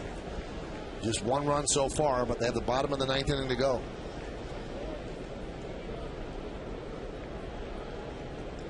The lucky slot. If you want to look ahead to the bottom of the 9th, it's Granderson, Jeter, and Swisher. If anybody gets on, Mark Teixeira. Now, they've lost A-Rod's bat out of the lineup. Remember, they had pinch run for him. That'll be Brett Gardner. Yeah, that was one of the dangers, that A-Rod might get another chance to hit. And I was all right with Gardner running for him, representing the tying run. But the fact is, he didn't steal second. I thought he should have gone early in the count to get down to second, get himself in scoring position. Swing and a miss. 96-mile-an-hour fastball by Chamberlain. Either he couldn't get a jump or couldn't get a read, and he didn't go. But as we watch Jabba just blow it right on by Bill Hall. Threw a couple breaking balls and then by you. Good fastball hitter. Good fastball. Win to Jabba. Yeah, I agree with you, Kenny. I think we talked about a little bit with Brett Gardner. As fast as he is, he gets to second base a little sooner. Who knows how the inning plays out. Cano ended up grounding out to second base. Potentially could have been at third with 1 out. The what ifs. I still think at that time you play for a tie. See, but Michael's right, though. A-Rod's now out of the game. And, you know, they might pitch to Sharon completely differently when he comes up. And he's been one of the hottest hitters in the league. That's why when you pinch run for somebody in that spot, you got to steal second. I mean, that's why they're taking one of the game's best players ever out of the game for you to steal second, not for you to look at 5 pitches before you steal second. And that's the one knock that you can have on Gardner. He just doesn't go in a hurry when he pinch runs. And if you remember back in '98, I knew you were going to. That was my next thought. I mean, Homer Bush would come off the bench and boom, he'd go on the first pitch and change the whole specter of the inning. He knew what his job was. Yep. And inevitably, it seemed like every time he would pinch run, he would score a run. Yep. Who, Homer Bush? Yeah. Yep, every time.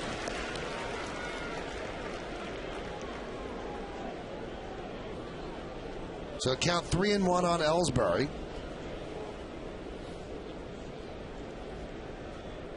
And the pitch. Now 3-2. Well, if that is the scenario, and, you know, look, Brett Gardner's a very good base runner and will be, but why not just make him go? Why not Jim Leland, for guys that were timid or not as aggressive, he'd force them to go. Give him a steal sign. Give him a steal sign. Instead of the green light, as he has. 3-2. I think you get the same. You get the same results as a pitcher not throwing with conviction on a pitch. You understand what I mean? If he wants to throw something else, a catcher calls something, and all of a sudden you want him to throw something, he doesn't have quite the conviction. So maybe the same thing with a base steal. Yeah, that's true. Because if he doesn't have the right lead, or he just didn't get the right jump, or just isn't comfortable, feel it. Why are you forcing him?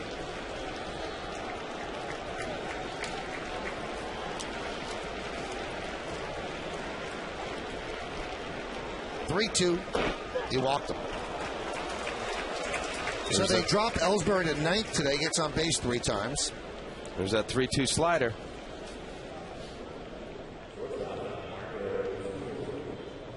And that'll bring up Marco Scudero. Ellsbury already has 3 stolen bases today. So I'm sure he'll be going here at some point. He's been waiting all year to steal bases. Sitting on DL. With 2 from 70.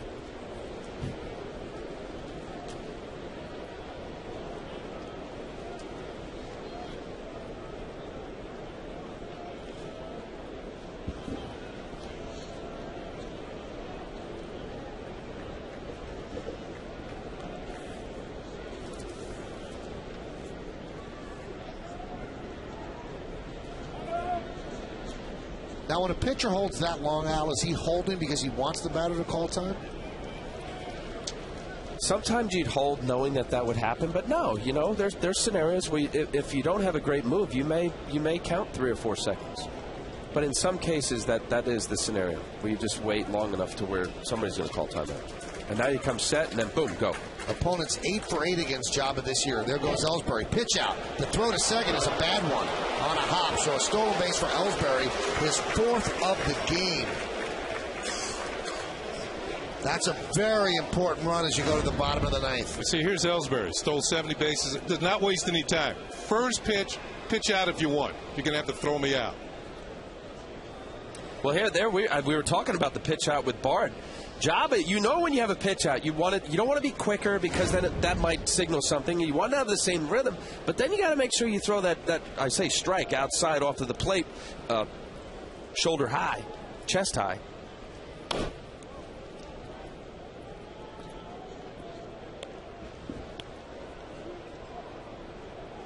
That's got to be frustrating for the Yankee bench. You guessed right. They called the pitch out, and it just wasn't executed.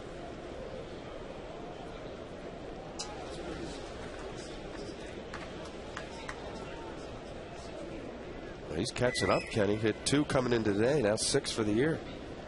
Won't take him long before he has a team lead.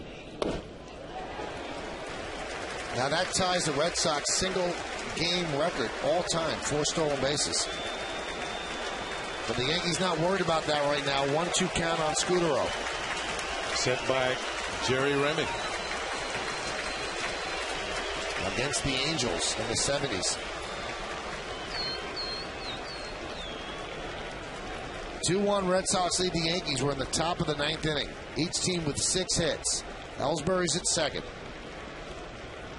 The 1-2. Foul back.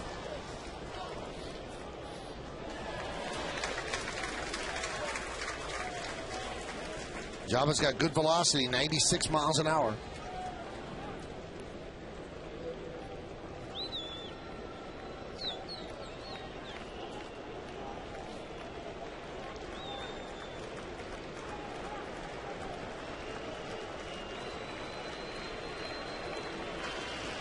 One, two. Just missed outside, 2-2.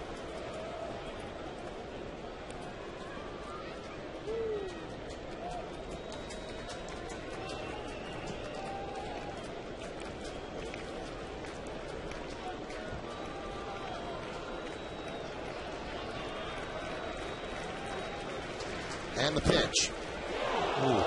Jabba spins around, wanted that one, and I'm sure Wendelstedt will not appreciate that. And the count 3-2. Well, let's see where Posada's glove. Probably off the plate. Yeah, about 3 inches or so. Good move by Posada to go out and talk to Jabba. Try and settle him down before this next pitch. Now, yesterday or last night, he threw him a slider here and walked him. Now he got J.D. Drew on deck.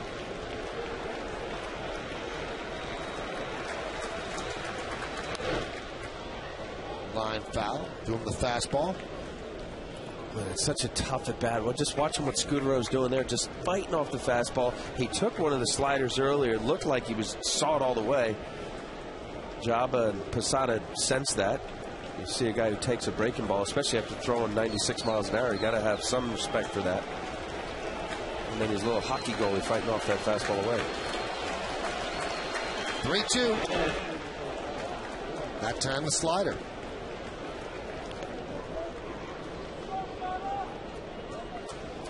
Papelbon threw one pitch to get one out in the bottom of the 8th. He's waiting to come out for the bottom of the 9th. He'd love to have more than a 1-run lead. That's what the Red Sox are working on right here.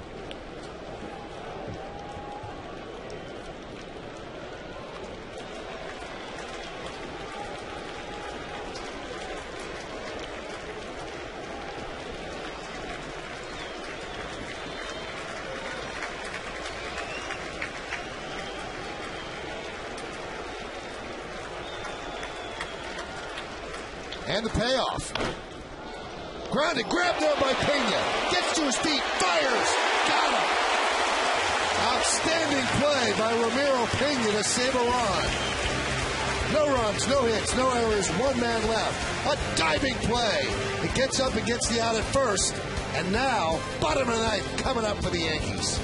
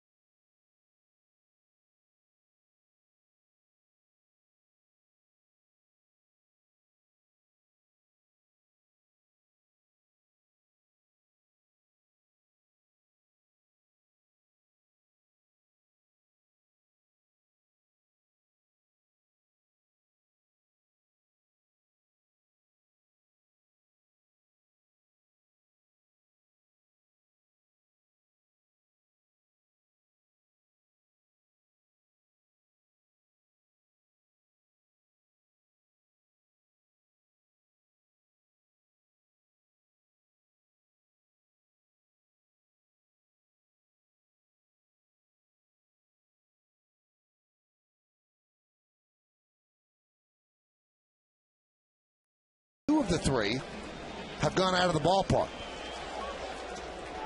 So it's going to be Granderson, Jeter, and Swisher, 9-1-2. And the Yankees are looking for some pie here in the bottom of the 9th inning. 2-1. Missed outside.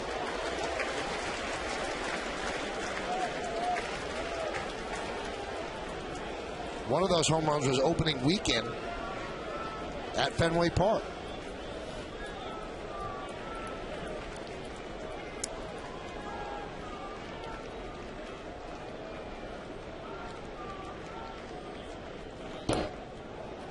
It came leading off the 10th inning when the Yankees rallied for 2 runs in a 3-1 victory. Papelbon's in the final year of his contract with the Red Sox, and a lot of thought that they might not bring him back, and they'll just have Daniel Bard take over the closing role. He does not throw as hard as he used to, but still a highly effective reliever. Better split finger, as we just saw to Granderson, Michael. His velocity's down. He identified that split variation between his fastball and his split finger, which is his changeup. Very effective to the left-handed batter and right-handers. 1-1. That's it right there. That'll be an interesting decision. You got Daniel Bard, more than closer stuff. Cheaper. Red Sox have a number of interesting decisions. Option here on Ortiz. Beltran. Martinez. Might have a whole different Red Sox team next year.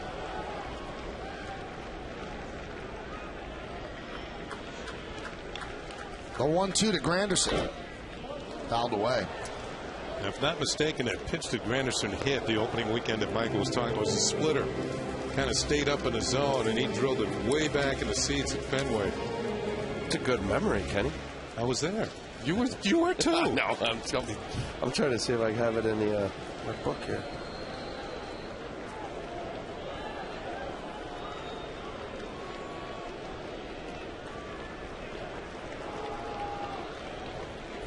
One ball, 2 strikes. Granderson at the plate. Defense straight away. Papelbon deals. 2-2. Here is that home run that Kenny's talking about. Yeah, it was a split. Stayed up. Then it went out. And that made broke a 1-1 tie. The Yankees actually scored another run to win 3-1.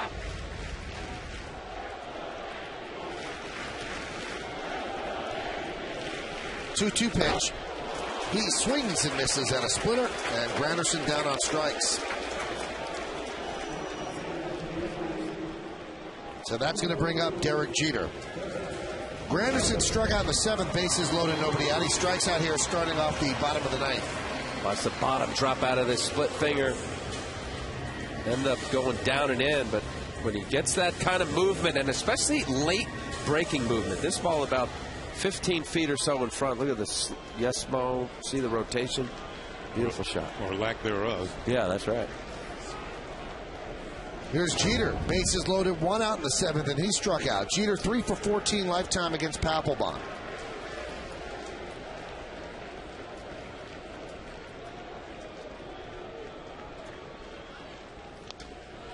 Foul back to the screen.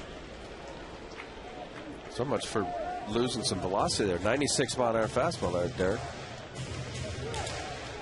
Yeah, the move by Terry Francona. He went to Bard when Jeter came up with the bases loaded, and I thought exactly the right time to go to a hard-throwing right-hander. You know, the only problem was that the Swisher was up next, who had pretty good numbers against Bard, but he took care of Swisher too. And Swisher's on deck. I think he could sense that Lester was getting tired. The 0-1 missed outside. 1-1.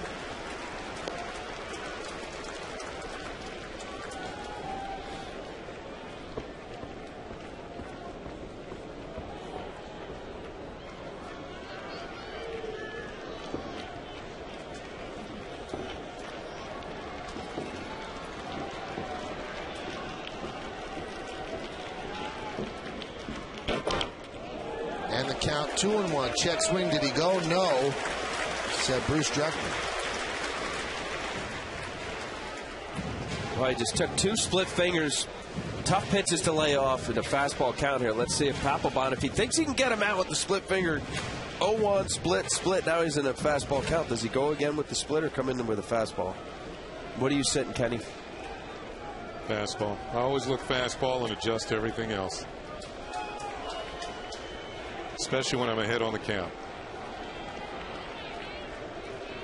If he makes a mistake with anything, you got to tank it. The 2-1. There's a strike. There's a fastball.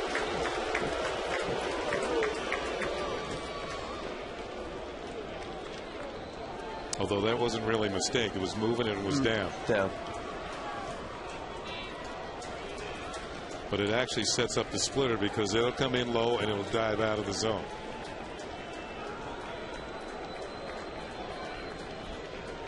Same pitch.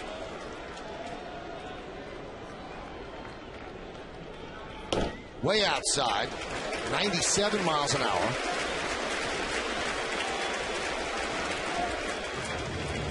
And now the count is full.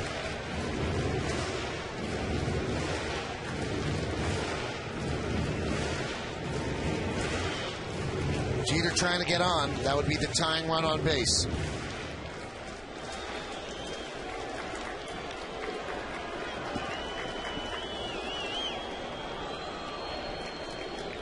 And Papelbon deals. He walked him. So Jeter works a walk. And that's going to bring up Swisher.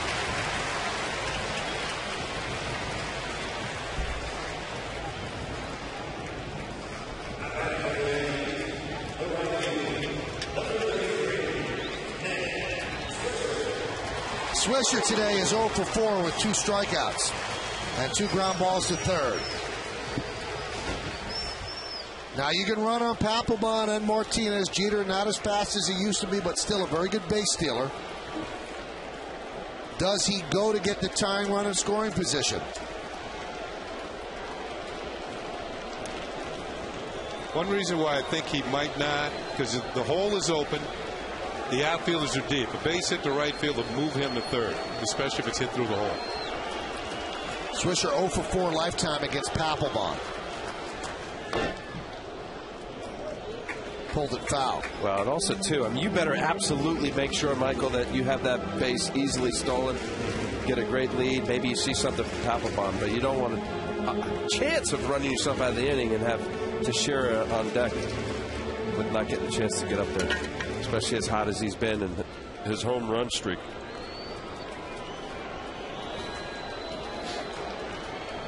Beltre is wide of the bag at third. A lot of room there if Swisher is lean on a swing with a ground ball toward the bag.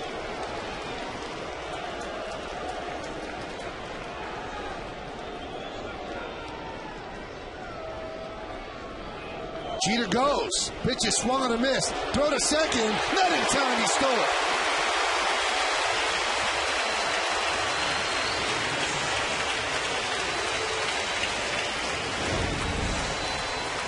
Fairly high leg kick, and that's the difference right there because Victor Martinez made a pretty good throw to second, and Jeter gets that left hand in there.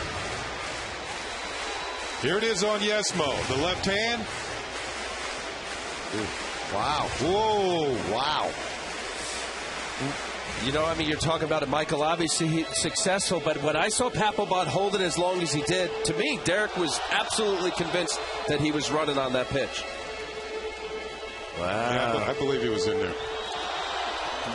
Really close. Closer than I thought it was originally. But I think he's in there. Well, if not for a weird line-out double play, at least that assures that Teixeira is going to get a swing. Tying runs at second base. It's Jeter's 12th stolen base of the year. An 0-2 count on Nick Swisher. And the pitch. Swing and a miss. And now we have the exact scenario that we talked about earlier. What do you do if you're Francona?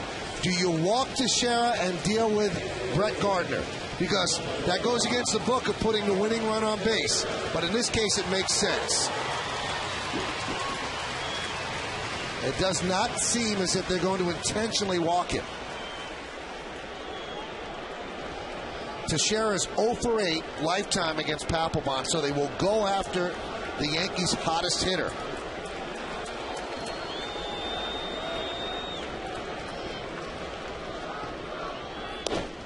Strike.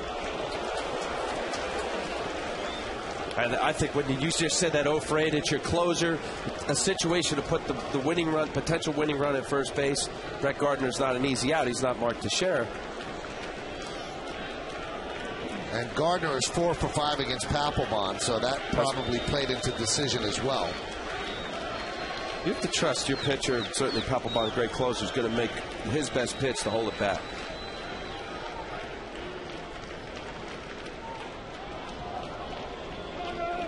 One of the keys here, and one reason why you might not intentionally walk him. I'm not saying Papelbon is in Mariano's class, but according to the Red Sox, he's the best they got. And how many times you ask Mariano to walk somebody intentionally? If you do, he's not very happy about it because he feels he can get anybody out. And that's what all good closers are about. They feel they can get anybody out to win a ball game.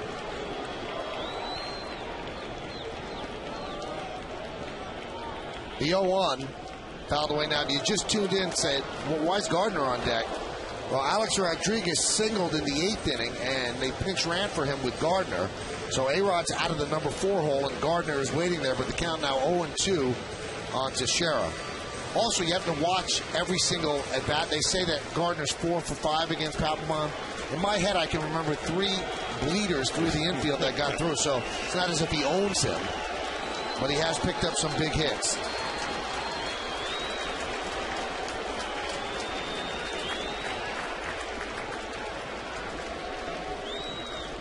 Jeter is the tying run at second base. We're in the bottom of the 9th inning.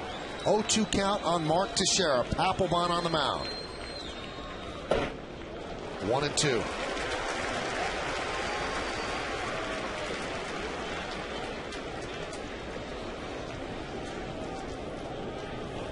Such a big swing game for the Red Sox. They lose this one, they're 8 out. They win it, they're 6 out. A swing of 2 games with this 1/2 inning right here. Bill Hall is in shallow right field for Teixeira.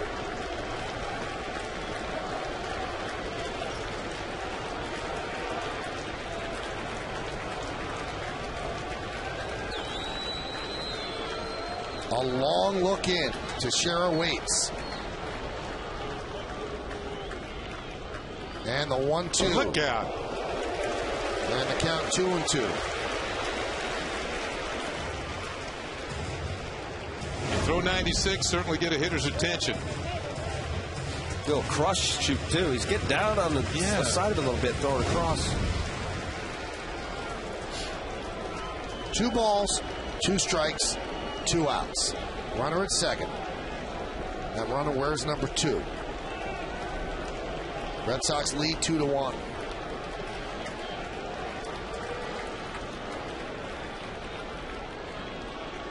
And the pitch. Just got a piece to stay alive. That was the splitter. The bottom drop out in front, was able to just get enough. Foul it off.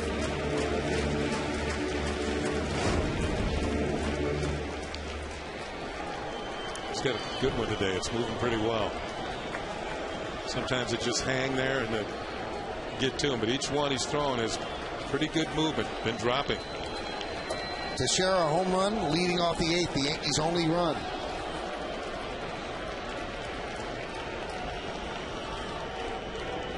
And the 2-2. He struck him out. And the Red Sox win this one 2-1. So Papelbon strikes out the side in the 9th inning and leaves Derek Jeter stranded at second with the tying run. And the Red Sox come into Yankee Stadium and they split a 4-game set. Stick around for the post-game show to find out who's today's Chevy player of the game. And it was a splitter diving down and away, and Teixeira swings over the top. In the 9th, no runs, no hits, no errors. One man left, and Papelbon pumped up as he puts away the Yankees here in the bottom of the 9th. Well, the Red Sox sandwiched 2 wins around the Yankees, 2 wins. A win for the Red Sox Friday and Monday. Yankees won Saturday and Sunday. So no harm, no foul. We'll be back with awards and then the postgame with Bob, Jack, and Kim. Stay right where you are.